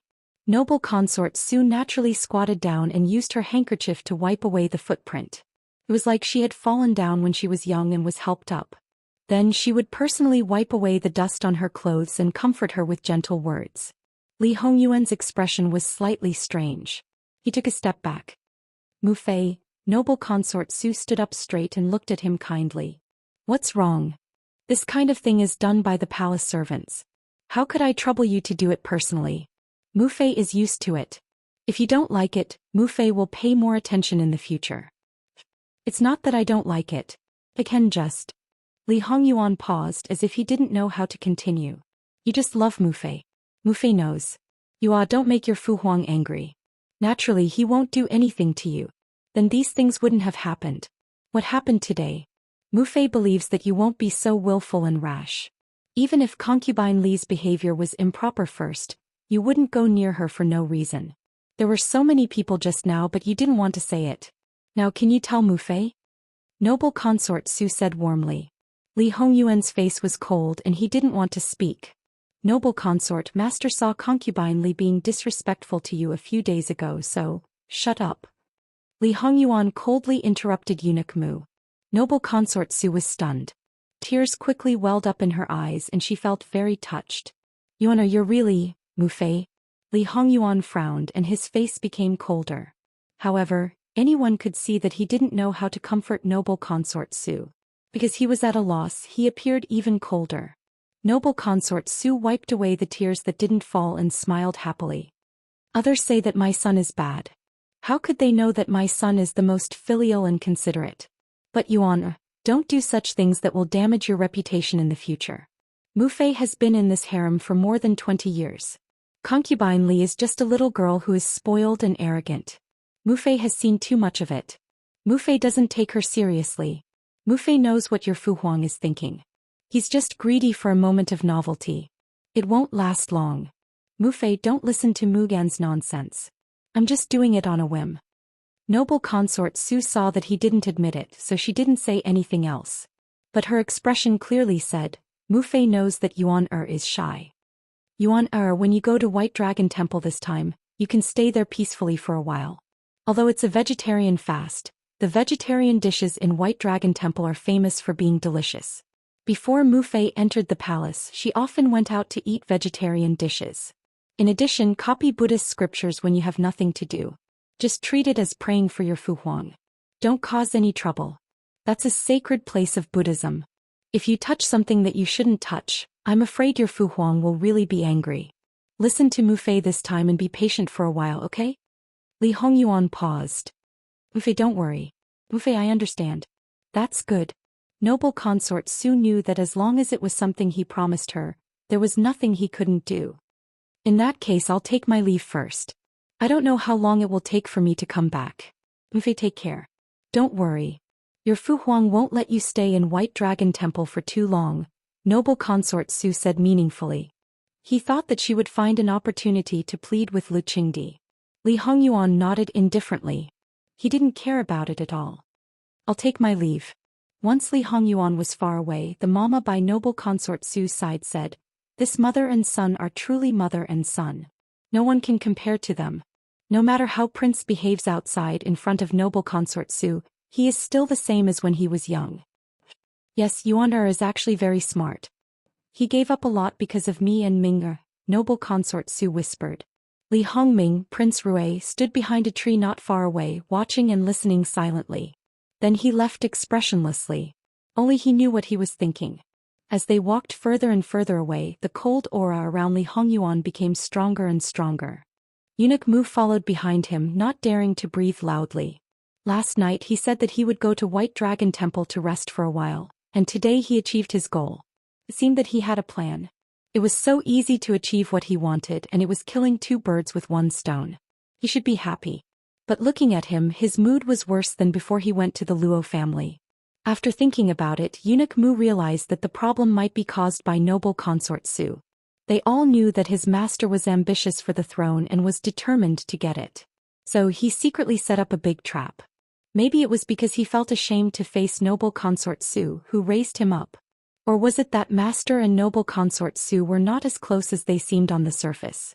As for what was going on, master didn't mention it, nor did he express it clearly. No matter how hard Eunuch Mu thought about it, it was useless. However, he didn't need to waste his time to speculate on this matter. Leaving the palace, before Li Hongyuan got on the carriage, he looked at the majestic palace and thought of Noble consort Su's last instructions. The punishment was fake, the praying for blessings was real. As for the object of the praying, naturally it couldn't be touched by something that shouldn't be touched.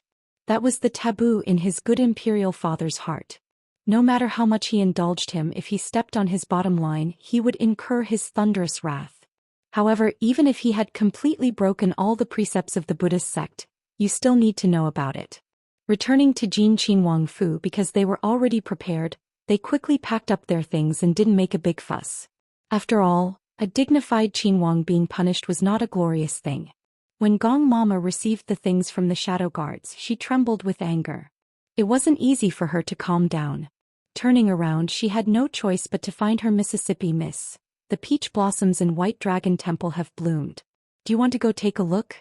The peach forest in White Dragon Temple is very large. Every time it blooms, it is especially beautiful. In the entire capital, you can't find a better peach forest.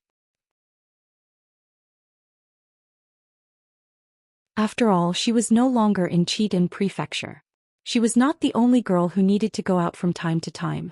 Moreover, there was no freedom in the capital. There's no need. They've been in the capital for a long time. They've seen what they should see and played what they should play. Maybe they've already been there when the peach blossoms first bloomed. I'll get someone to ask your fourth aunt later.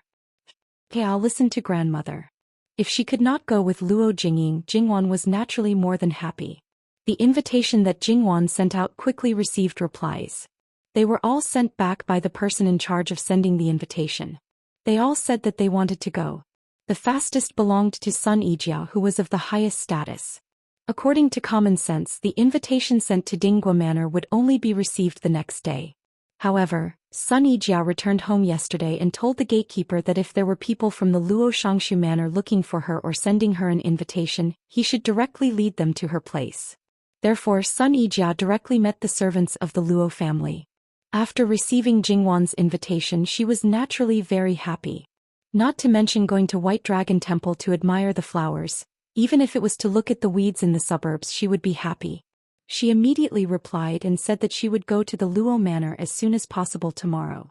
The other two families were not so complicated or troublesome. In addition, it was the people of the Luo family. The gatekeepers of the two families did not dare to neglect and smoothly met the person. Jingwan had just finalized the trip here. On the other side, Li Hongyuan had almost arrived at White Dragon Temple. What Li Hongyuan did in the flower market could be said to be ruthless, involving more than half of the officials in the capital. On the surface, none of the most powerful princes were able to escape unscathed. Not only that, but it also caused another fierce fight among them, causing them to suspect each other. And as the main culprit, after stirring up the water, not only did he clap his hands and walk away, no one even suspected him. Those who vaguely guessed that it might be his doing did not say a word, no matter how emotional they were in their hearts. They just repeatedly warned themselves that if they followed such a master, even if their room to display their abilities was reduced a lot, and they might even become a person who only needed to do things and not talk, they should not have any disloyalty. Hidden in the woods at the side, Li Hongyuan looked at the magnificent temple that was filled with Buddhist incense. His thoughts drifted. White Dragon Temple was a temple of the imperial family. Except for a few special days, it was also open to the common people. Thus it was full of incense all year round. In addition, its abbot, Master Liaochen, was one of the most eminent monks in the world. The mischievous Li Hongyuan's answer was straightforward. In that case, what's the point of caring about whether I can or can't? You'll know when the time comes. From then on, Li Hongyuan stopped asking and didn't ask Master Liaochen to tell his fortune. Occasionally he would come to the master to play chess, drink tea, or discuss the teachings of Buddhism. In fact, Li Hongyuan was well versed in the teachings of Buddhism, but he had always been dismissive of it. He'd even criticized it as worthless in front of Master Liaochen. Master Liaochen would only smile and say nothing. When Li Hongyuan finished, he'd laugh and say, "Your Highness understands the teachings of Buddhism, so you can find other ways to refute it." In return, Li Hongyuan snorted coldly. Li Hongyuan only had eunuch Mu with him. After standing there for about 15 minutes, they went directly to the rear courtyard of White Dragon Temple without attracting any attention. Master Liaochen was already waiting there with a group of people. He was dressed in a monk's robe and had a benevolent countenance. He had a long white beard and looked quite old. However, his complexion was ruddy and his eyes were not as cloudy as an ordinary old man's. Instead, they were as clear as a baby's. It was incredible. However, just by looking at you with those eyes, it seemed to be able to make you calm down quickly. Master Liaochen put his palms together. "This poor monk greets your highness." The monks behind him followed suit. "Master, there's no need to be so courteous." Li Hongyuan returned the greeting. Compared to when he had left the Li Palace, he was now like a completely different person, a world of difference. The group went directly to Li Hongyuan's small courtyard. They pushed open one of the side rooms. It was clean and simple, filled with a fragrant aroma. Naturally, the incense burning there was the best quality of sandalwood. Li Hongyuan and Master Liaochen sat on opposite sides of a short table. The novice monk quickly served them tea. This was a tea unique to White Dragon Temple. It was grown from a several hundred-year-old tea tree, and only a small amount was produced each year. More importantly, Master Liaochen was in charge of everything from the picking of the tea to the final product. Perhaps because of this, he was tainted with a hint of Buddhist nature. In his previous life, after Li Hongyuan became emperor, he domineeringly took all the tea for himself. Fortunately, Master Liaochen was magnanimous and didn't argue with him. If he wanted it, he would give it to him. Li Hongyuan looked at the faint smoke rising from the cup. The tea had a unique taste. It was bitter then sweet. After swallowing the tea, his mouth would be filled with a sweet fragrance. It was truly memorable. More importantly, it had the effect of calming the mind. "Your Highness seems to be in a good mood," said Master Liaochen. "Master, you have sharp eyes." "Of course I can't hide anything from you," replied Li Hongyuan unconcernedly. "Your Highness will get what you want," said Master Liaochen. His words didn't seem stiff at all. Li Hongyuan paused, then raised his head. After 6 years, why are you suddenly bringing this up again? Compared to before, Grandmaster's attitude is poles apart. Your Highness will get what you want. It is the fortune of the world. Master, you're too serious. Your Highness should know that this humble monk's words are not empty. Li Hongyuan had been haunted by his obsession. Now that he had gotten what he wanted, his obsession was gone. His heart was at ease and everything was at peace. If his obsession didn't disappear, the more time passed, the deeper his inner demons would grow. Moreover, he held great power in his hands. Who knew what kind of storms he would stir up? The ones who would suffer would naturally be the innocent. Perhaps he would lose his reason one day, or perhaps he would let himself do whatever he wanted. It was hard to say whether he wouldn't cause misery and suffering. Although he didn't want a crumbling empire, that was because he wanted to have time to enjoy himself with Jingwan. If Jingwan couldn't get what he wanted, he would naturally have plenty of time. Perhaps the more chaotic the world was, the happier he would be. That way he would have something to pass the time. Compared to his previous life, this was undoubtedly even worse. Then dare I ask, Master, was this prince able to get what he wanted all along, or were you prepared to change this prince's fate? 6 years ago it was still like looking at flowers in the fog. There were many uncertainties, but your Highness' actions opened up a path. So, as expected, everything depends on effort. She will come to White Dragon Temple in a few days. Master, you should take a look. Your Highness wants this monk to read the girl's fate. Everything will be done according to Master's rules. This prince won't insist. It's rare for the words "won't insist" to come from your Highness's mouth. When it comes to her, this prince won't insist. Master, you should know the reason. Master Liaochen nodded. Your Highness's original intentions have never changed. You don't care about other things, good or bad. There was a light knock on the door. Master, the old benefactor at the foot of the mountain requests an audience. It was the crisp voice of a child. Amitba, Master understands. Go and ask the old benefactor to wait for a moment. Then he looked at Li Hongyuan with clear and kind eyes. Your Highness, please do as you wish. This poor monk will be back soon. Li Hongyuan glanced at him. You're still the same as before, pretending to be benevolent. You can abandon this prince for a commoner. If you want to leave, then leave. You don't have to come again today. This prince can enjoy some peace and quiet. It sounded like he was angry at Master Liaochen's neglect. After all, his words were no longer respectful. But in reality, Master Liaochen was special to him, so he was relatively lenient. Amitba, it's all because your Highness is benevolent. If your Highness didn't allow it, this monk wouldn't have acted so boldly. Old monk, you've learned how to be glib? Monks don't lie. Li Hongyuan sneered. Don't use the word benevolent on this prince. This prince's heart and lungs are all black. Don't taint it. Master Liaochen was still compassionate. He smiled warmly. This monk is never wrong. Li Hongyuan couldn't be bothered to pay him any more attention. After Master Liaochen left, Li Hongyuan stood up and walked to the window. Eunuch Mu pushed it open first.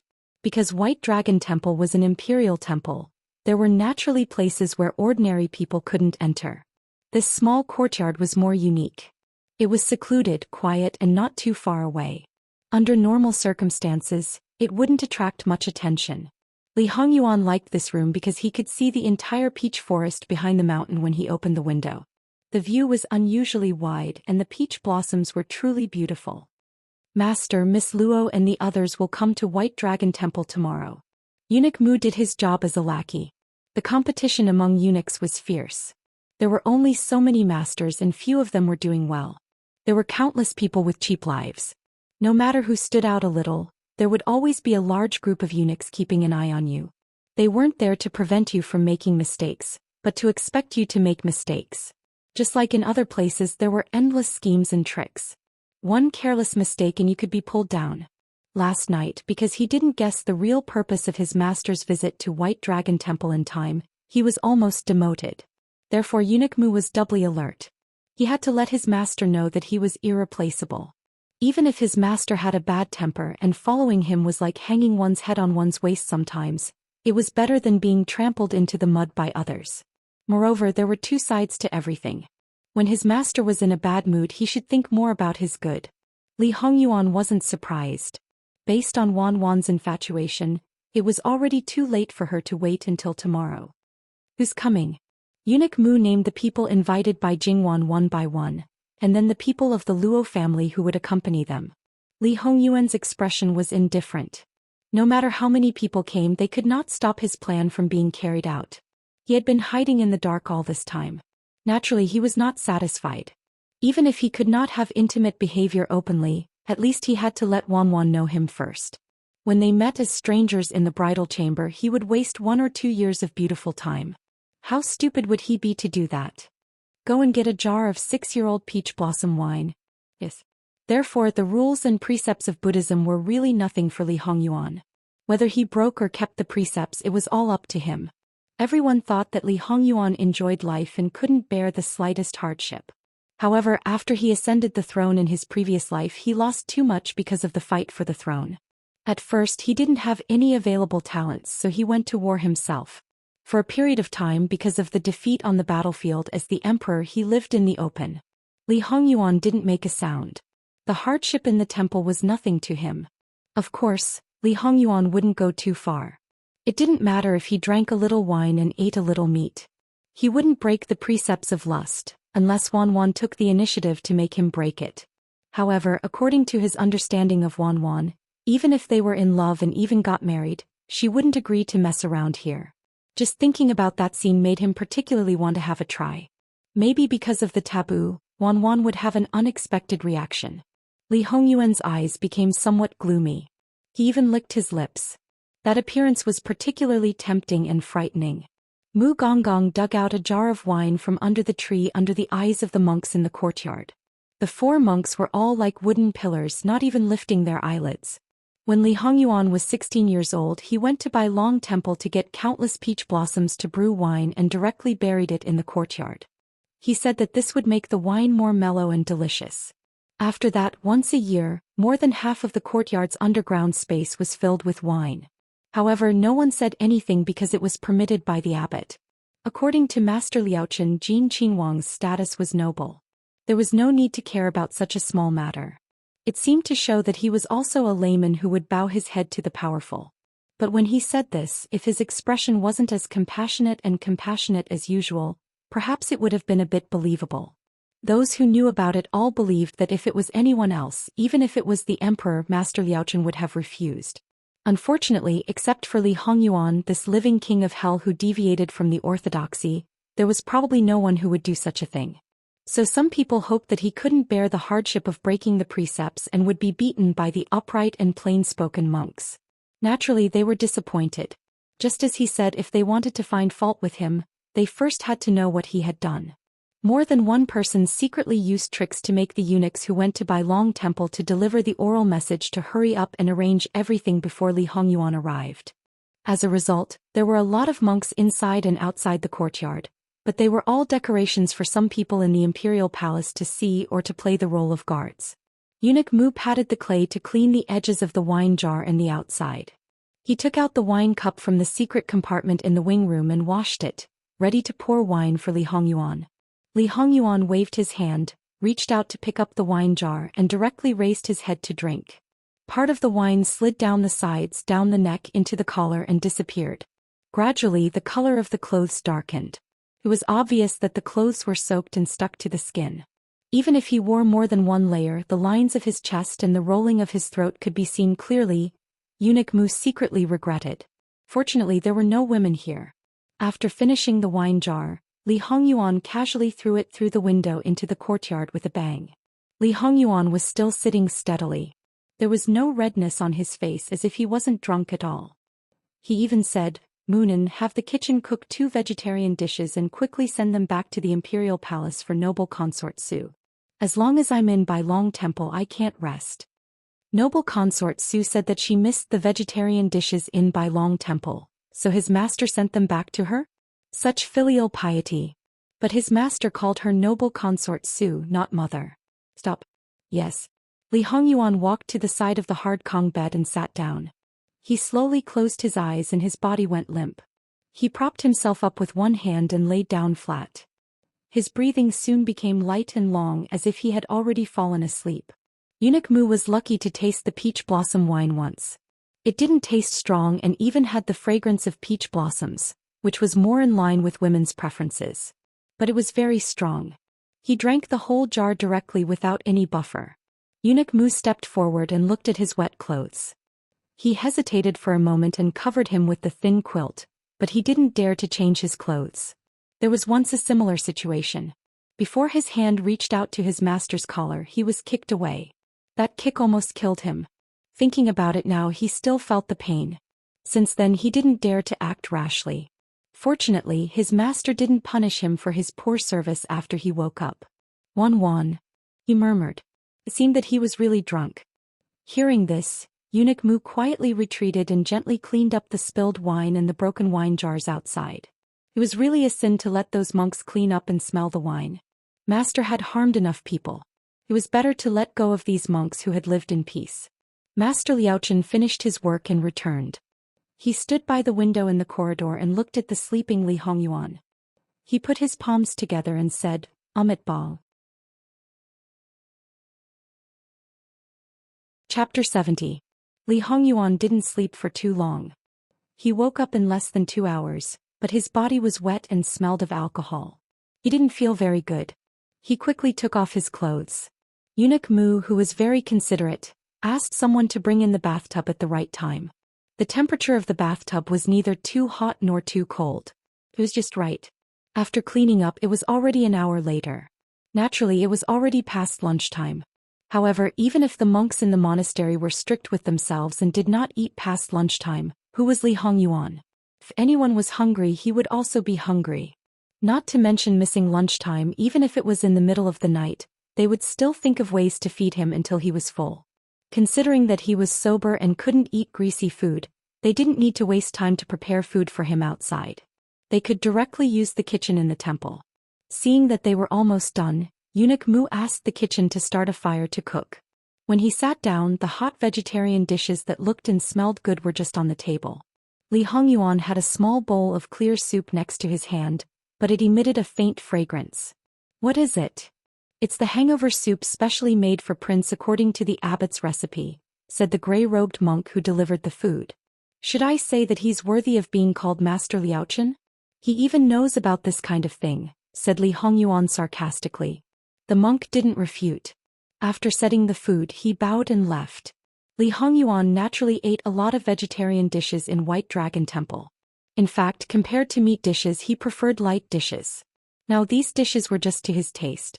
After eating and drinking to his heart's content, Li Hongyuan went to the back mountain peach forest to digest the food.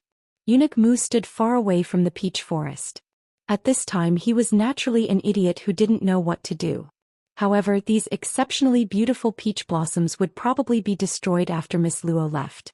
Previously he had been wondering if his master was not preparing to make peach blossom wine this year. Only after these 2 days did he realize that his master had probably planned to let Miss Luo have a good time before picking flowers to make the wine when he found out that Miss Luo had entered the capital. Li Hongyuan plucked a peach blossom and pulled at the petals in boredom. However, for a man with impeccable looks like him, doing this kind of thing was also pleasing to the eye. After all, under another peach tree not far away, there was someone who was mesmerized by him. After Li Hongyuan finished plucking the peach blossom in his hand, he turned his head to look at her. Even though the other party was a first-class beauty, his expression was still cold, and he was even more displeased at being disturbed. Eunuch Mu had also noticed the woman. He cursed inwardly. How could he have let someone else in due to a moment of carelessness? No, the other party should have been inside for a long time. When Jin Qin Wang arrived at Bai Long Temple, although he didn't completely clear the area, he was still of noble status. Fearing that someone would bump into him, he would still clear a small area wherever he went. Although this peach forest was very large, because the common people knew that noble people often appeared, once the area was cleared they would consciously leave. Otherwise, if something happened, it might implicate the entire family. But now that this person had been bumped into by Li Hongyuan, it could only mean one thing. She deliberately avoided him. Especially after seeing the other party's appearance, Eunuch Mu was certain of his conjecture. Thinking about it, Eunuch Mu did not step forward. It was only because this woman's status was noble and his master's attitude towards her was quite ambiguous. The reason why he said this was because every time his master met this woman, Although he still had the attitude of facing a woman who was not interested, he was still milder than other noble ladies. If he didn't know that his master had deep feelings for Miss Luo, Eunuch Mu would have thought that his master had taken a fancy to her. This woman's surname was Ruan, her maiden name was Feng Fei. She was the youngest daughter of the Prime Minister of the Cabinet, Wan Ruizhong. It must be known that Wan Ruizhong was even older than Luo Peishan. It could be imagined that this was a proper birth of a daughter at an old age. Of course, because she was born from a second wife, it didn't cause any commotion. If a woman in her 50s gave birth to a pearl, it would be truly strange. After all, in the inner courtyards of high families, women over 40 basically no longer share a room with their husbands. If people found out, they would probably be said to be old, shameless and jealous. Wan Fengfei saw that Li Hongyuan was looking at her. The infatuation in her eyes disappeared. She didn't avoid him but leisurely stepped forward. This subject's daughter greets Wang Ye. Long live Wang Ye. Her eyes were like autumn water, full of tenderness that was about to overflow. In the morning when concubine Li approached Li Hongyuan, how did he describe it? Of course, Wan Fengfei was still a woman of the boudoir and naturally couldn't be said to be having an affair. However, in the eyes of Li Hongyuan, a man who couldn't tolerate a second woman, it was a different approach to achieve the same result. Wan Fengfei admired Li Hongyuan. Not many people knew about this matter, but it definitely wasn't a small number. Especially in private, when she saw Li Hongyuan, she never concealed it. The woman who was usually like water was bold and passionate in front of him. She even said that she hoped that Li Hongyuan would marry her after she reached marriageable age. In the capital, Wan Fengfei was a young lady who was as famous as Sun Yijia. It could be imagined that her talent and appearance were definitely of the highest quality. However, Sun Yijia was a cold and reserved woman, while Wan Fengfei was more towards the gentle and charming side. At the same time, the two were the same age, but Wan Fengfei was younger by 2 months. "Why are you here?" Li Hongyuan asked in a light voice. This subject's daughter knew that Wang Ye came to White Dragon Temple, so I followed. Wan Fengfei stared at him without hiding anything. "Ben Wang is asking why you are alone in the peach blossom forest." Wan Fengfei smiled softly. "Naturally, it's because it's easier to hide from the monks of the temple if I'm alone." Her eyes flashed with craftiness and a little pride. Is Wang Ye concerned about this subject's daughter? This subject's daughter knows that Wang Ye treats this subject's daughter differently from others. Li Hongyuan really wanted to ask, "Where did you come up with such a conclusion?" When Wan Fengfei was 7 or 8 years old, when she first met Li Hongyuan in the palace, she said that she wanted to marry him when she grew up. At that time, because she was still young, the elders made fun of her. Everyone else took it as a joke, but only Wan Fengfei remembered it. As Li Hongyuan grew older, his reputation became worse and worse. The other noble ladies all avoided him, but she kept coming forward, trying to get close to him again and again. No matter how many things she heard about him, she never retreated. Last year, after Wan Fengfei's hairpin ceremony, she asked Li Hongyuan again when he would marry her. Li Hongyuan was expressionless, saying that Ben Wang was not interested in her. Wan Fengfei acted as if she didn't hear anything. She said that she didn't mind his bad temper, that she didn't mind him being a playboy. If he took a fancy to any beauty, no matter if it was a man or a woman, she was willing to help him get it. With her as a cover, he didn't even need to wrong himself to hug those women of low status. If he wanted the throne, she would also persuade her father as long as he was willing to marry her. When she said this, she didn't beg in a humble manner, and didn't even have much emotional fluctuation. She just calmly stated a fact: the benefits he could get by marrying her. Some insiders felt that she was bold and even shameless, but at the same time they felt that she was too lowly. Burying herself in the mud like this, even if she got what she wanted, what good would it be? However, Wan Fengfei didn't feel that she was lowly, and neither did Li Hongyuan. In his eyes, she was a very strange person. Her thoughts seemed to be centered around Li Hongyuan, but because he wasn't affected by her at all, he didn't have the mentality of being blinded by the situation. He could see very clearly that Wan Fengfei was really the most selfish person. In order to achieve her goal, she would do anything and even abandon everything. This kind of person would only make people be on guard against her or even afraid of her. "Don't you know that Ben Wang is a jinx to his wife?" Wan Fengfei looked at him with a gentler and sweeter gaze. She said, "That's because our marriage is predestined by the heavens. Because this subject's daughter is young, The heavens naturally want to remove the obstacles between us. You see, even when His Majesty personally bestowed the marriage, the result was the same. Isn't that enough to explain the problem? Li Hongyuan laughed this time. The obstacles between him and Wan should be removed. As for who removed it? The heavens. Perhaps to show her sincerity, within 2 days, Wan Fengfei sent a beautiful woman to Li Hongyuan's bed. That was her niece, and she was about to be married. Just like that, she was knocked out, stripped naked, and sent to Li Hongyuan. If she didn't have full trust in her, how could she be so easily sent to Li Hongyuan's residence? The trust that others placed in her, this was how she repaid them. Had she ever thought about what would happen to her niece if she lost her chastity before marriage? Wan Fengfei was an old fox among old foxes. Even Li Hongyuan praised her methods. Did she know that the daughter she cherished in the palm of her hand had such a terrifying side? Because she saw that Li Hongyuan was indifferent, Wan Fengfei began to undress herself and let her and her niece serve him together. How about it? Li Hongyuan was not surprised by her outrageous behavior because he had seen it in his previous life. At that time she had just passed the age of 20. Because she was in the imperial family, she had a temperament that ordinary people could not compare to. However, she had not experienced real hardships, so she still retained a trace of innocence. Not only was he surprised, he was also somewhat frightened. Although it was a bit shameful, it was the truth. It was also because of this that he did not take Wan Fengfei, this beauty, into his arms. It must be said that the difference between his reputation in his previous life and this life was not small. Wan Fengfei had her eyes on him. This could be considered an ill-fated relationship.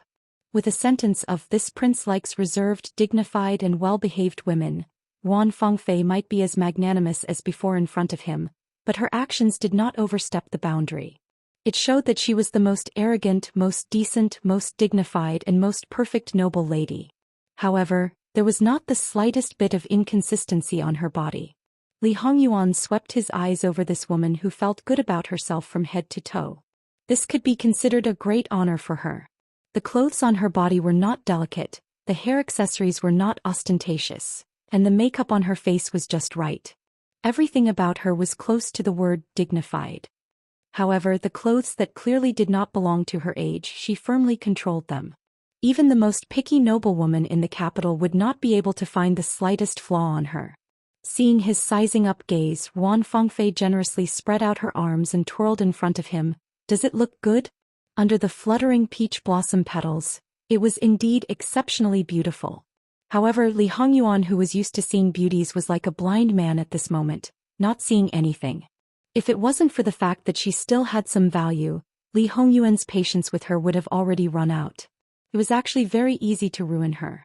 As long as he made public her words and deeds in front of him, Wan Fengfei would be completely finished without even polishing it. Perhaps it was because of this patience that Wan Fengfei always felt that Li Hongyuan had her in his heart. They would get married sooner or later, although her father did not agree with her marrying him, saying that he was not her ideal man. It didn't matter. She could slowly persuade her father. If 1 year was not enough, 2 years. If 2 years were not enough, 3 years. If 3 years were not enough, 10 years. She never thought that she would be old. Anyway, she would marry him in the end. He would always wait for her, wouldn't he? As for the ideal man, as long as she got what she wanted, what did it have to do with whether he was her ideal man or not? Sometimes Wan Fengfei couldn't help but wonder. You can leave now. Leave White Dragon Temple. I'll take my leave. Although reluctant, Wan Fengfei did not disobey him. After leaving the peach blossom forest, she found her maid and walked further and further away. She returned to the place where she stayed before. Because she came in a hurry, her daily necessities were still on the way. She decisively got on the carriage and left White Dragon Temple. Eunuch Mu couldn't guess his master's mood now, so he didn't dare to go forward rashly. Li Hongyuan stood in the same place. He didn't know how long he had been standing there. Suddenly he felt a little palpitating and reached out to cover his chest. What was going on? Since he came back, Li Hongyuan had been paying attention to his physical condition. He was very sure that his body was healthy and healthy without any disease or pain. Those who are affected by it are also connected to the heart. Li Hongyuan's face changed slightly, and he immediately turned around and left the peach blossom forest. Moon-en, send a pigeon to ask if something happened to Wan. Eunuch Mu was stunned, but he didn't dare to neglect it. At this time Miss Luo was the most important. His master had to be put aside. He turned around and rushed to the small courtyard where he lived temporarily regardless of his image. Not sure if something really happened to Jingwen, Li Hongyuan's face was gloomy. Because of his anxiety, he even arrived at the small courtyard one step ahead of Eunuch Mu. Although he was good at martial arts, his hair was still a little messy when he walked so fast, which had never happened to him before. Seeing that his master had passed him and walked ahead, Eunuch Mu could only speed up. It should be known that none of the maids around Li Hongyuan were weak. Even so, when Eunuch Mu rushed back, his face was pale and he was gasping for breath. Li Hongyuan had already prepared the writing brush and ink for himself. Seeing Eunuch Mu, he said, "Useless thing." Eunuch Mu couldn't help turning paler. His master never used useless things, but he didn't even dare to plead for mercy. He just tried his best to calm down and then went forward to serve the writing brush and ink, hoping to escape this time. Li Hongyuan wrote so fast that he didn't even care that the letter might fall into the hands of others. But fortunately his handwriting was not like this. Compared with the fierce style of his writing now, what he wrote to outsiders could only be regarded as mediocre. Just as he finished writing and rolled it up, an who was dressed as a guard, hurried in from outside. "Master, Miss Luo fell off the cliff halfway up the mountain." Bang! With a loud noise, Li Hongyuan smashed the table. In a flash he had already arrived in front of an and grabbed his neck. "Speak clearly." An felt suffocated not only because his neck was grabbed, but also because of Li Hongyuan's eyes that could devour people.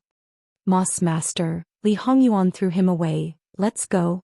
Forcibly suppressing his choking cough, he hurriedly followed Li Hongyuan's pace and spoke in detail while walking.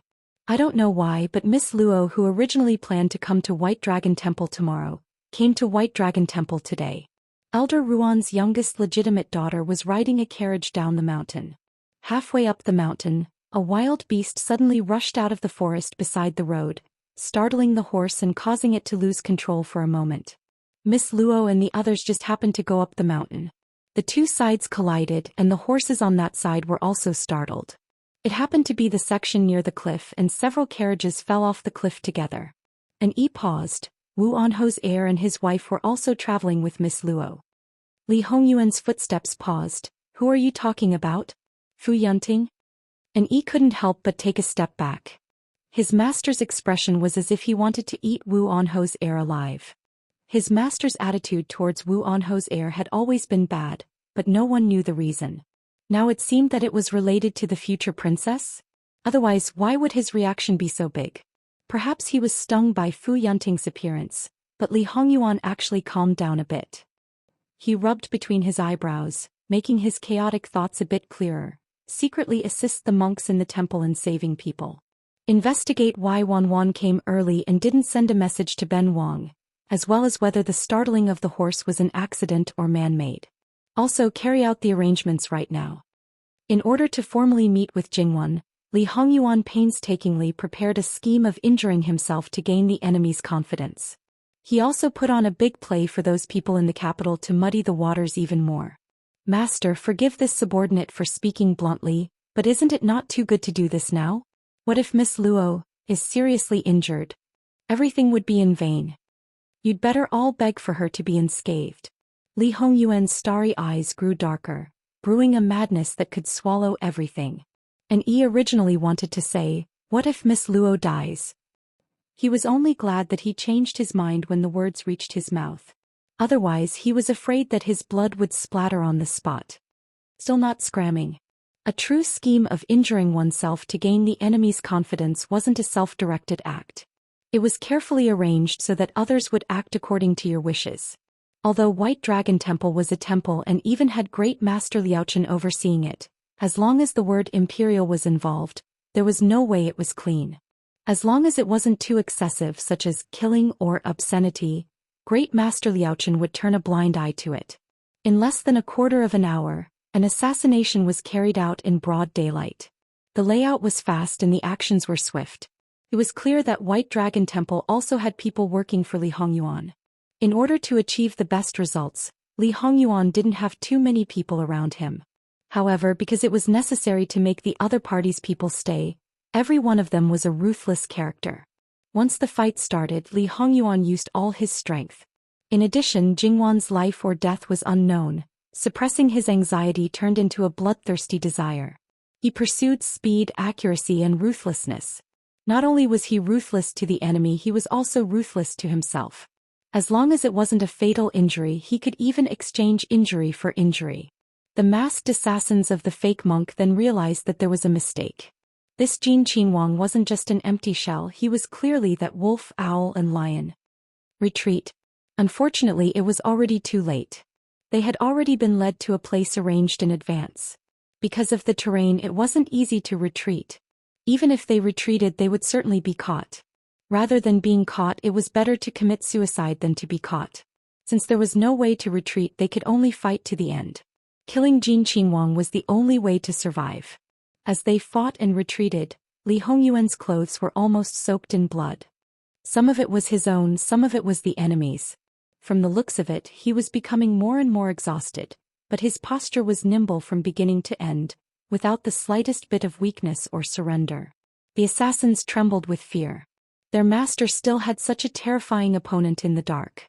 They didn't know how many hidden losses he would suffer. Not to mention them, even Li Hongyuan's people were frightened by him. Although it wasn't that they hadn't seen their master's ruthless appearance, but those people were just trapped beasts without any leeway to resist. That was how he wanted to torment them. But now it was a real life and death struggle.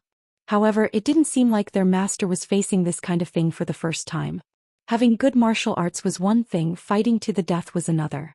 His hands were not soft, he didn't fear the blade, his reactions were agile, all of which showed that he had experienced hundreds of battles. The assassins originally had a lot of advantages in terms of numbers. Before they started, they felt that they had a 90% chance of success. At this moment, their manpower was sharply reduced again and again. However, Jin Qinhuang's side was also an arrow at the end of its flight. There were only 2 people left at his side. It was still unknown who would emerge victorious. Gritting their teeth, they prepared for the final battle. Although the trick of injuring oneself to gain the enemy's confidence may have been an impromptu idea, this assassination had been prepared long ago. It only needed an opportunity. Li Hongyuan naturally couldn't really throw his own life away. At the critical moment, Li Hongyuan saw his bodyguards and several martial monks coming over. Li Hongyuan backhanded his blade. Because it was too tricky, the assassin couldn't block it. On the verge of death, Li Hongyuan burst out with his last remaining strength. He was originally at the edge of the slope. Seeing that his goal had been achieved, he took the opportunity to roll down. Wang Ye. The bodyguards rushed forward and saw this kind of scene. For a moment, their hearts jumped to their throats. The bodyguard who rushed to the front without saying a word, cleanly disposed of the masked assassin who had one last breath left. Another bodyguard next to him grabbed him, "Leave him alive." But it was a pity that it was already too late. I saw Wang Ye roll down. In a moment of panic, my eyes turned red, so enough, and coldly shouted. He was the head of the shadow guards and also the head of the bodyguards. It is more important to find Wang Ye first. If something happens to Wang Ye, needless to say, the others also knew that they were unable to protect their master. Even if Wang Ye didn't die, they absolutely wouldn't have a good end.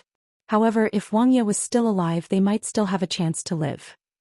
Not daring to be negligent, they hurriedly followed the place where Li Hongyuan rolled down. And checked the 2 brothers who followed Li Hongyuan. Although they were seriously injured, fortunately their lives weren't in danger. They were just exhausted. He handed them over to the monks and also followed them down. After checking, the situation wasn't very good. Although it was a slope, it was also very steep. Perhaps it was because Li Hongyuan was unlucky. There were clearly trees next to him, but he just had to slide down along the lush weeds. The bloodstains were very obvious. Below there was a river, but the height was at least more than 300 feet. This situation made the bodyguards' faces pale. "Boss, what should we do?"